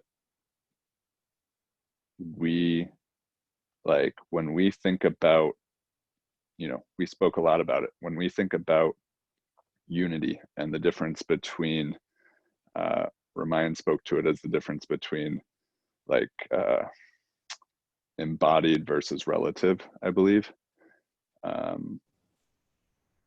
Do you remember that, Ramayan? Yeah, relative truth versus ultimate truth. Yeah. Which is the aspect of however we are treating others in our life is how we are treating ourselves. And when that really sinks in, when we see ourselves get mad at someone, and then we see that, how that reflects within ourselves. And so I think that goes back to what Sarah said about doing the inner work and doing the personal work so that we can show up in community and be dedicated to the path and hold each other accountable no matter what the situation is. And so I just deeply honor each of you on this call for showing up, Ramayan and Lucian for hosting and bringing forth this document, and a deep bow of gratitude for your being and how you're showing up on this planet at this time.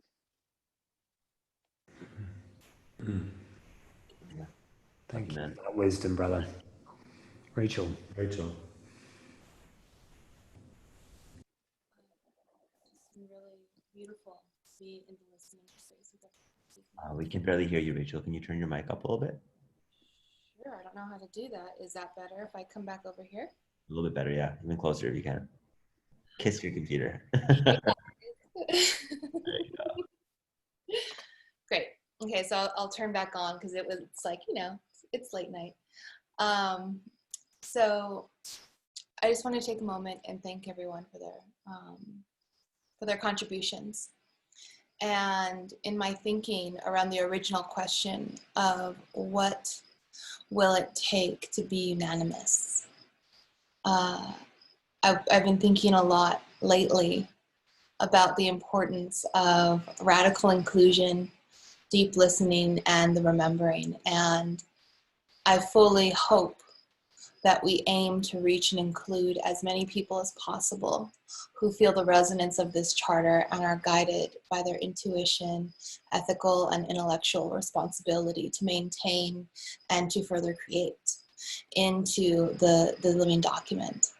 And that we remain committed to our work and to this work in relationship with existing models and efforts that already exist that support the foundation of this charter to deliver the ancient promise of 2030 as a gateway to a thriving future. And I feel so much sacred prayer and questioning.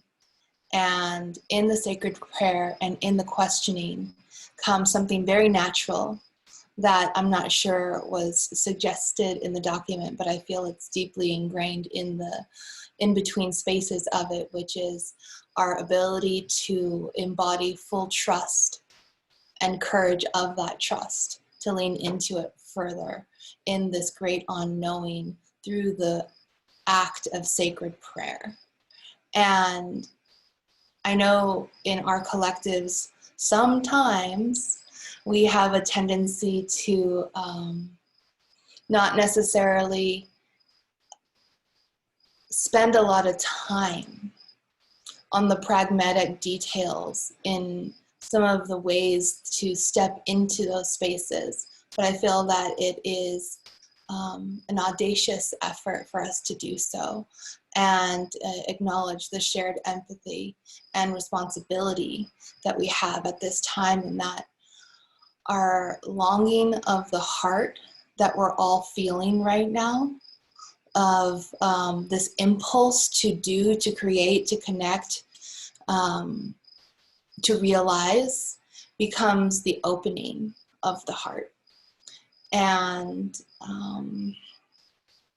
I was thinking a lot about words in this conversation, and I really appreciated somebody's comment on word transcendence. And I was thinking biblically as well, when we were given dominion over this earth and had the responsibility to name everything on this planet. And I think that during that time, if it did in fact happen in that way, we had a very limited understanding of the world and the way it worked, and a very limited view of our perception of things. And that created a lot of divisive narratives, a lot of divisive language. And I feel that in this time of the Great Remembering, we have an opportunity to evolve our language to where we're not limited actually by the words of the Webster Dictionary nor the Urban Dictionary. But I think that this narrative and this collective has an opportunity to actually create a subset of language around what is actually true and in true reflection of the evolving consciousness and perception that we all actually are experiencing, which is that we are not from I to me to we, but it's actually back to I again. The horseshoe.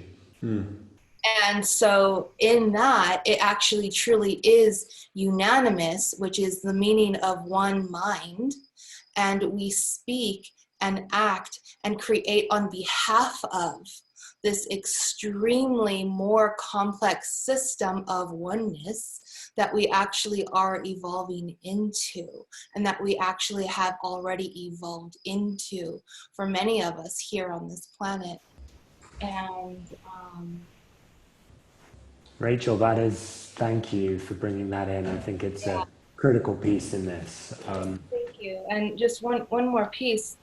We acknowledge that the 5 elements are sacred, but we're not acknowledging that we are the 5 elements in the piece. Yeah, that we've still got to craft the 5th element further. I think it's but that's the point. Yeah.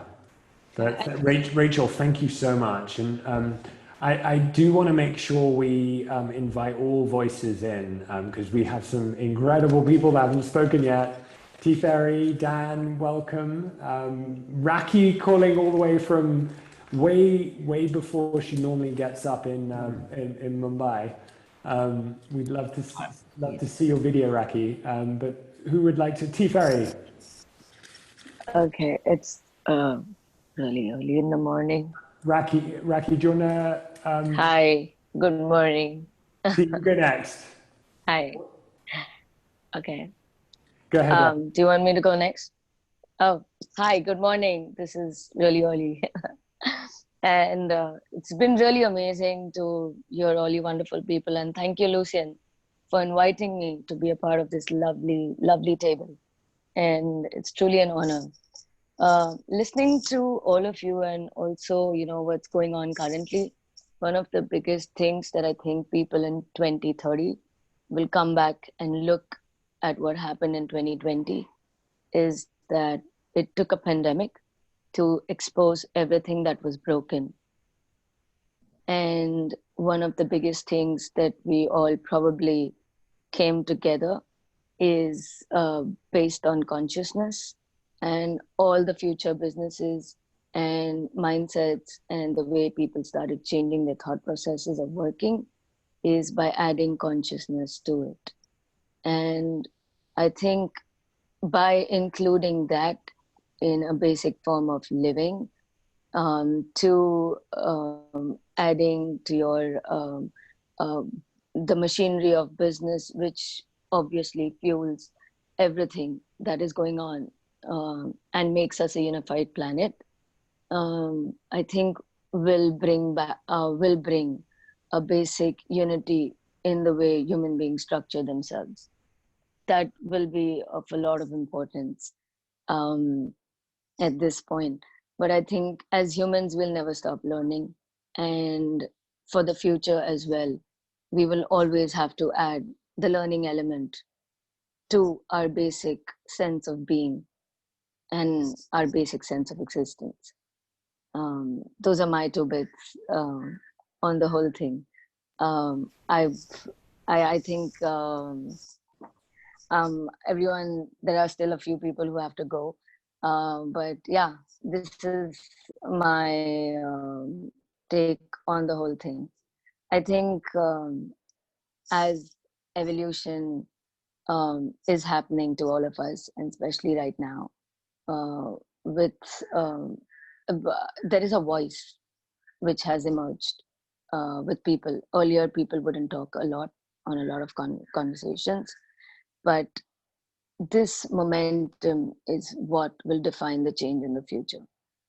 So I think adding this will be a bigger part of the unified planet. Having said that, I think I'll give a chance to someone next in queue because we're running out on time. Lucian? Thank you, Raki. Love you Thank so you so much. much. So good to see you. Thank you so much. Thank you. Raki is my Indian sister. We are family. Raki's father and my father put my adopted grandfather up for the Nobel Peace Prize together.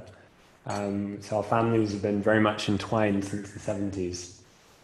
It's great to have family in India. Thank you, Raki. Yes. For so early. And I think we're a great example of what future families and global families will look like. Totally. Yeah. And this is where Dakshi, I know you wanted to do a closing word before you go, and then T Ferry, and then we've got Dan. We're gonna go a few minutes over, but I know you got to go. Dakshi, do you want to finish?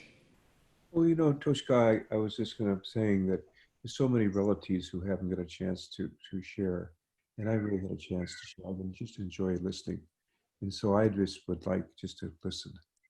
And we talk about justice. Doesn't mean if you get old, you get more.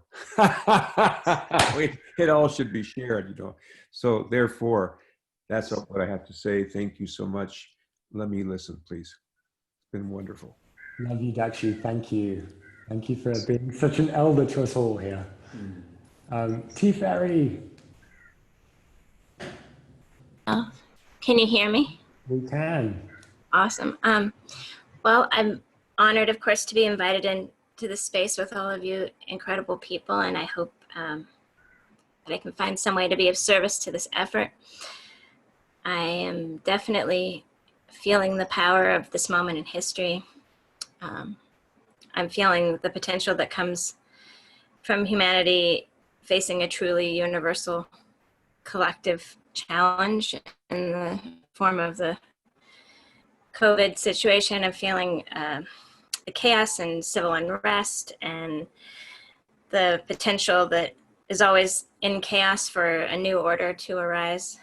That goes along with that. I'm a writer, and I'm looking forward to reading this declaration over just to myself in quietness, and send some comments and suggestions over the next few days. I've requested access to the Google Doc, so I'm gonna go on there when I have had a chance to meditate upon it, just by myself. But what I really want to know is, I'm not entirely clear about the larger context that the statement, declaration, manifesto, charter is intended to be presented in, like what sort of an audience it's expected to reach, and on what platforms and in what format. Like, we're gonna do some kind of ritual, and then you're gonna put it on your website, or are you gonna present it at the UN? I think content dictates form in some sense. So if I can understand a little bit more about the context in which this is to be presented, I think it'll help me understand a little bit more about what it needs to be. Yeah, well, we're still working that out, honestly, because we recognize it's really a living movement, and starts on the 20th with Solstice. We know that, with World Unity Week, and then amazingly, just after actually I spoke with Dakshi, and we spoke about the prophecy of Black Elk, I was invited to be one of 51 people to commemorate the 51 people that signed the UN Charter 75 years ago and representing San Francisco. So, and it's people like Muhammad Yunus and Mary Robinson, the Secretary General of the UN. It's like some amazing people. I don't quite know what I'm doing there, but my hope is that we can bring the Unanimous Charter into that group of people. But also it doesn't just need to be like a document. We've discussed it being a ritual and a process, and more than anything else, an invitation to ask deeper questions, an invitation to directly kind of, challenge our culture and our status quo, challenge the deep wounds, and invite that kind of collective healing, that remembrance. So. Okay, thank you. That's helpful. I just wasn't sure what the context for it is. I'm going to yield the floor because I have to get off pretty close to 9, and I know other people have to too, but I'm very honored to be in this space with all of you. Thank you, T. Terry. Thank you, T. We've got Danny Boy here. Hey, everyone. Such a pleasure and a privilege to get to participate in this dinner conversation with you all, and really get to listen to such wisdom across generations on these issues. It's truly inspiring. I've been kind of sitting this time with what was said, what Phil said about this notion of unprecedented, and what I've been thinking about with that is, I feel safe in saying that we are living truly in unprecedented times right now, with so many things happening and coming together in convergence all at once. And when I think about that, and I think about where we're at in this really pivotal juncture in history, and think about what we all collectively are trying to create, and I think specifically about the focus of tonight's dinner conversation around this charter that we're creating, this, manifesto of sorts for this new vision of the world that we want to see, this idea of a truly unified planet. One thing that I think is really important is, and I would love to see maybe as a next step down the road, is tangible outcomes. When I think about what's happening right now around ending police violence against communities of color, I think about organizations like Campaign Zero that have really specific policy goals. I think about with the UN, I think about the SDGs. I think about these types of you have these charters which can be so powerful and capture really the ideology and the spirit and the ethos of a movement. But I think what actually brings that to life and puts that into people have talked about the idea of really embodying this, and I absolutely agree. I mean, everything that everyone said, everything from adding an element in community, the open source nature of it, and the inclusivity, all of that, huge 100% heartfelt yes. And I would love to see down the road, I would love to see come from this really actionable demand, you know, I don't use the word demands, we can use, you know, whatever we want to call them, but really actionable steps that we ourselves can embody and that others, you know, around the world can really embody. Yeah, so speaking to that for a minute, we've got in the document, we've got 10 of those core architecture principles that based on these principles, we stand for X. We're looking at different wheels. You look at governance, you look at economics, you look at media, you look at technology, you look at healthcare, you look at education, you look at community, culture, law. There's all of these wings, you know, on whether you look at Barbara Mark Hubbard's wheel or Elijah's. Each one of them require pivotal shifts, every single one of them. And the challenge of today is that we have to work multidimensionally. We have to work simultaneously across all of these at once. And to do that, in order to align to that, in order to align this multi-stakeholder collaboration, we need things that we agree to that are the backbone framework which provides the capacity for that unification, which provides the values and principles framework to allow for that collective agreement. And so it's yes and. And I could go into that more. I don't think we have time right now, but I just wanted to speak to that and say yes, full agreement, and those things are there. Yeah, that's so beautiful to hear. So again, just thank you all so much for all of your contributions to this, and it's really incredible to see so much wisdom come together around this. Really brings me a lot of hope right now. Thank you. Thank you, Brian. Thank you, Danny Boy. Thank you, Danny Boy. Brian, Joshua. I feel complete, thank you. Yeah. It's been a beautiful sharing tonight. Beautiful. Amanda, can you show us what you're working on? Also, can I have it? Wow. I need one second. There we go. Wow. There's Look our at prayers, the seed to the blossom, to the... Amazing. The seed is sprouting, our prayers are sprouting. And there's the blossom up top. Beautiful. Wow. And the egg. You're amazing. Amazing. Amazing. Yeah. Thank you, Amanda. There's been so many historic moments. You've been you know, documenting in your brilliance. Thank you. It's another way of capturing the moment, and you know, we use the words, but the imagery is also transcends the words. Yeah, well, a man of few words, but words I hold on to and cherish is sat right behind you. And Joe Bob, I would love. I know it's late for you, but we would be amiss not to invite your wisdom into this circle.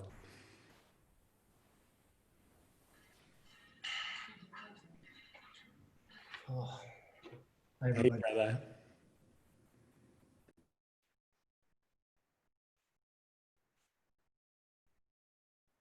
There's something that, you know how sometimes you feel like you got a stick in your eye? Like there's just something stuck. And I don't know the answer to this, but the question has to do with this idea of oneness. And I wonder if it's even something worth aiming for. I wonder, what about the many? What about the many ones? I mean, I understand the urge to unify, but what about this adoration of of the unique, the many unspeakable beauty of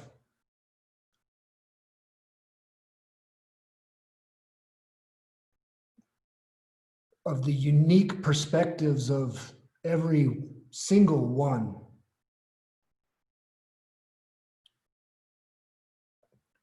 It seems like a real challenge to get everybody together. I can't even, get a small group of carpenters to like work very well. Unless I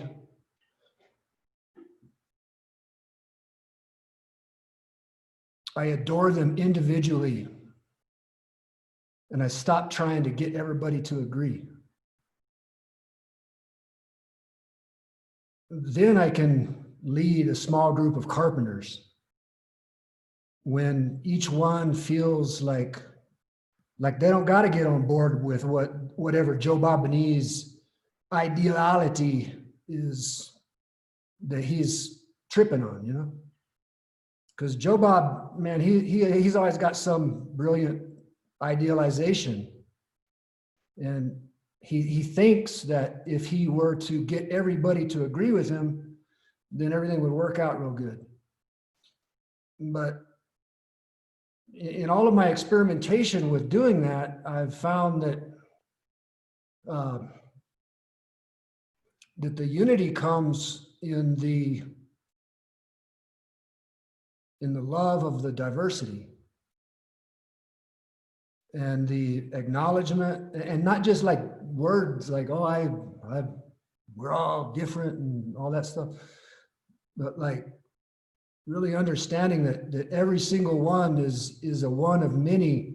Every single one is a unique awareness function, or every one is a perspective of a holy one awareness that is perceiving from a unique angle. And that angle is such a complex, it is of such a complex origin. I could never even hope to know the people that are closest to me.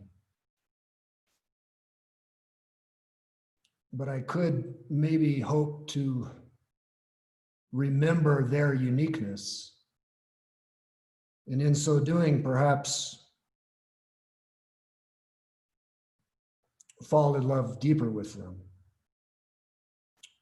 Because in that memory,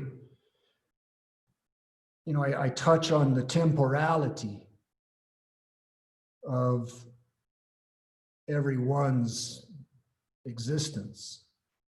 And when I sense into the truth of the fact of the matter that none of this is going to last, that no one will, and no one ever has, and no one ever should, that we are all these, blood beings, being blood, born into the temple of time, ising, always ising. And when I touch into that, I tend to be less of a dick. And I tend to get along with other people, and other people tend to get along better with me.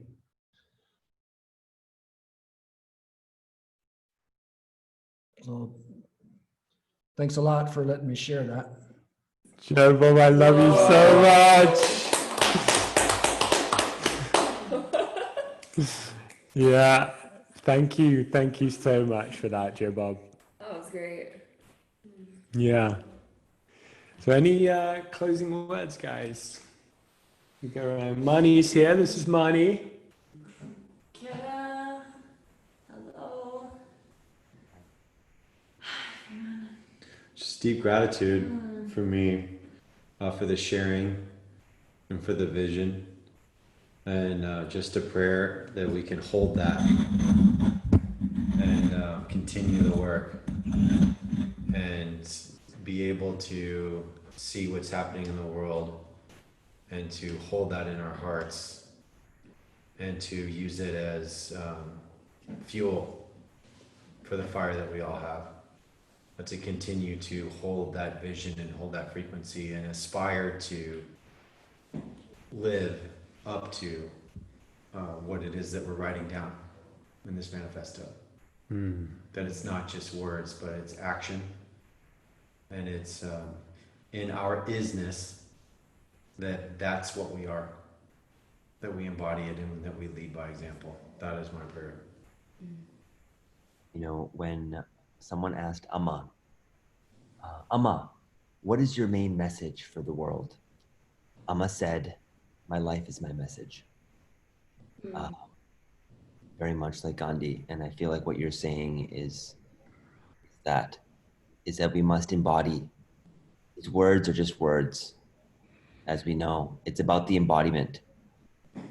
And these beautiful beings like Amma, millions of devotees around the world and millions of people at the ashram serving, because there's a center point that's so pure, that is purely selfless, that is operating for the good of the whole all the time, unflinchingly resting in her awareness of the divinity of the whole. She doesn't see separation because she's there. She's arrived at the vantage point. It's not a concept anymore. It is an embodied state. It's an existential state. And we are all moving there. And yet, for this global movement, we can't just look to an Amma anymore or a Sadhguru. It is deeply asking each one of us to embody that within our own lives and within our own beings. And these principles or charters, all they are guideposts or signposts to remember. And those guideposts and signposts to remember are things that we can anchor into together as a self-reflective tool. But that's all they are. The rest of it is us. The rest of it's our work. The rest of it's the real work. Yeah. And thank you, just everyone here, for your willingness to participate, for your willingness to be in truth and to be in your vulnerability.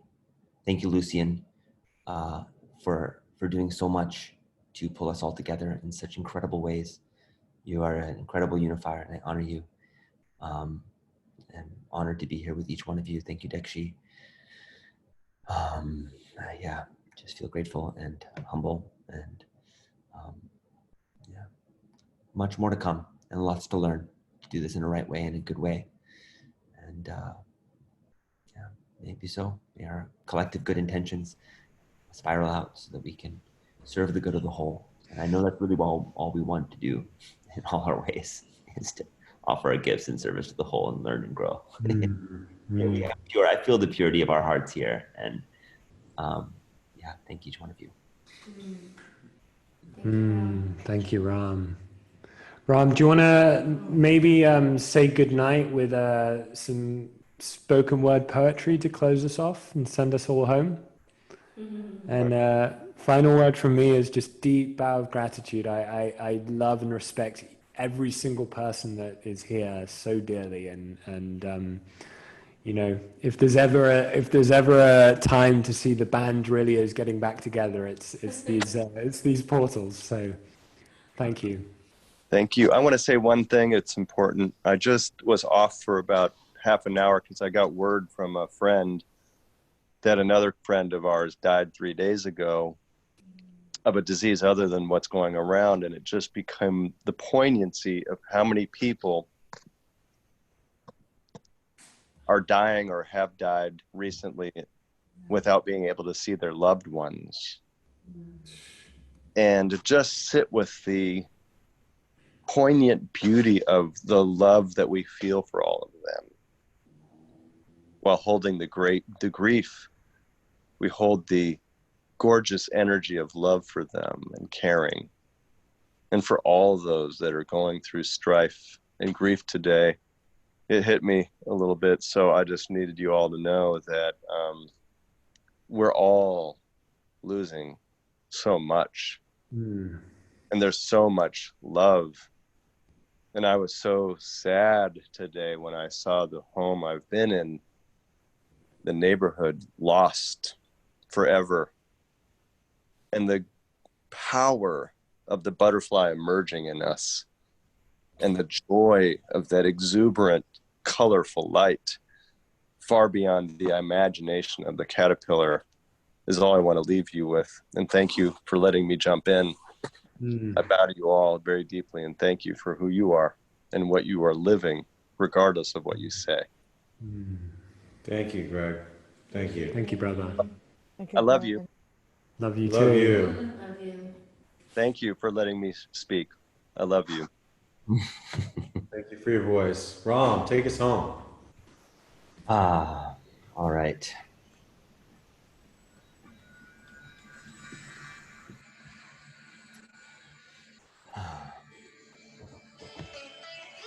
Come with me, beloveds.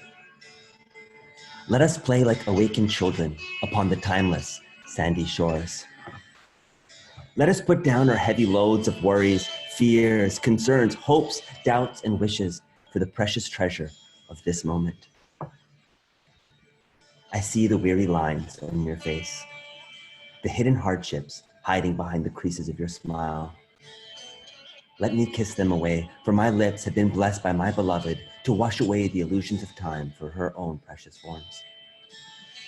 Let us be like the fragrant pollen of the rose, releasing into the bright summer sky, trusting fully in the wind to carry us to a place where we can once again grow carefree to delight creation with its own beauty. My friends, Ramayan is aching to express his devotion to your hallowed feet, to bathe you in sandal water and honey, and invite you to a dance that never ends. Yet you cling to your story of suffering like a widow does the garments of her lost love, weeping at the memories of a time that will never return. I will wait here, patiently, threading flowers for your garland, making your favorite sweets and learning your favorite love songs, until you are one day ready to forgive this dream.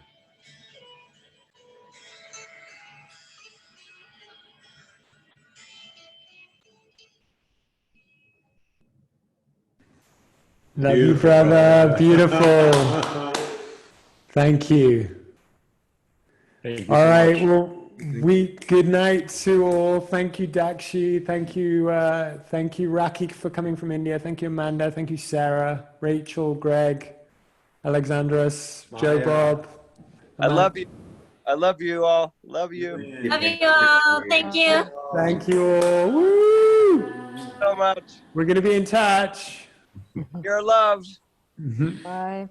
We are love. Love. Prayers for you at Shasta tomorrow. Yes. Thank you. Great prayers, brother. Thank you. Much love. Sarah, I'll be there. We'll see if it really happens on Juneteenth. It might not happen on Juneteenth, but if it doesn't happen on Juneteenth, it's going to happen sometime soon. So Yes, it will. Do you want to It will. just share it with Savannah House crew? You never got to hear what it was to 19. So I've had a vision for a long time that's been given to me of creating a group called the Universal Soul Collective. It's a group that comes together to celebrate public rituals of healing of social traumas. And I've sent Julian and Joshua and Mani the manifesto that you can share with them. But the idea is that we suffer a lot of traumas that are social in nature, and we expect the individuals who are the victims to heal them, but that's not really realistic. We have to heal social traumas on the level of the social body.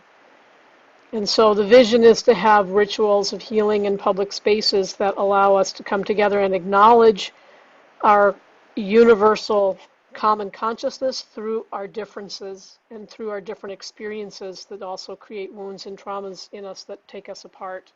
And so the idea is to simultaneously be present in what unifies us and what divides us as a way of creating a ritual of healing. And the first ritual that was clear to me, calling to me to be carried out, is one where in the United States, African American people come together in a public plaza and sit on chairs, and white people come and wash their feet in silence or with sound healing music being played, so that it's not about conversation, it's not about dialogue, it's not about discussion. It's about being together in a way that honors and acknowledges and dignifies the reality of our experiences and our histories in a way that moves towards healing together. So that's the vision that I'm trying to realize. And Juneteenth, which is June 19th, is an informal American holiday that recognizes the day when the last slaves in the South actually knew they were freed. It is when a general landed in Galveston, Texas, 2.5 years after the Emancipation Proclamation with Union soldiers, and announced to the locals that the Civil War was over and that all the slaves were free, which is the first time a lot of them had known that, even though the Emancipation Proclamation had taken place 2.5 years before. So the fact that it's not a national holiday already tells you what you need to know about the history of the United States. But so, you know, I've thought for a long time that Juneteenth was the right day on which to hold this, and given everything that's going on now, it seemed like the time to try to do this. So I totally doubt my ability to make it happen, but I'm doing everything that I can in the next 2 weeks to do it. I have reached out to the Director of Operations at the Cathedral of Christ the Light in Oakland to ask if we can use their courtyard there, and he is looking into it. Of course, it's a bit complicated right now with everything that's going on with COVID, but I'm convinced that if we can be given the space and get the city permits, we can do it in a way that respects the health and safety of everybody, and in fact provides a model for how to come together in this time. And whether it will happen or not, I don't know, but that's what I'm committing myself to in the next 2 weeks. Yeah. I'd also just love to extend, Reimagine is a nonprofit organization that's focused on talking about life, loss, and love, and we've been doing... I'm sorry, Teresa, you're a little fuzzy. Can you get a little closer to the mic so I can... Reimagine's a nonprofit that's doing, has been doing a virtual festival focused on life, loss, and love, and we've been an active platform for a lot of beautiful, beautiful events around healing and loss and grief, and speakers to music, and I think this could be a beautiful event to also share on that platform if you would like it.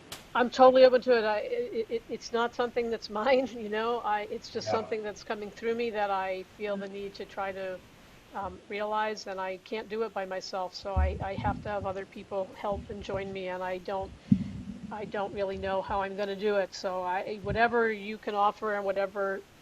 We're in, Sarah. We're in, and I signed up yesterday, and I appreciate that. Email. And one thought is a very, very dear friend is on the board of Glide, and I think Kay Foster Cheek. I could ask. Yeah, I reached out to a friend of mine who's at Glide, Miguel Bustos. I sent him an email. He was the first person I reached out to, and I haven't heard anything back from him, and I'm not sure why. So if you reach out to your friend at Glide, Lucia, that would be great, because it's an obvious place to connect with. I also have another really beautiful space of a church that I know is open and has been reaching out, asking if there are things that I'd like to have in there.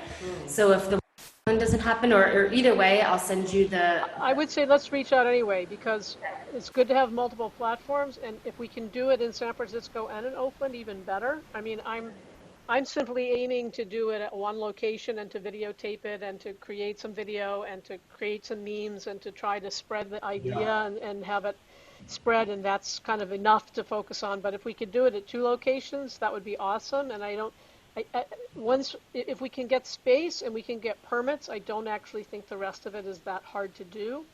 Mm-hmm. But I think that getting a commitment to the location and getting the permits those are the gating factors. Yeah. As I see it.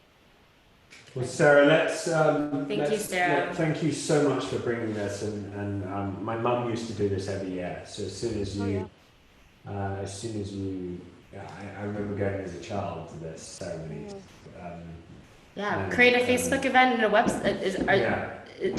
Anyways, we should talk. Yeah. Let's talk about it. I mean, I've reached, the first thing I did was that I reached out to 70 people in my network.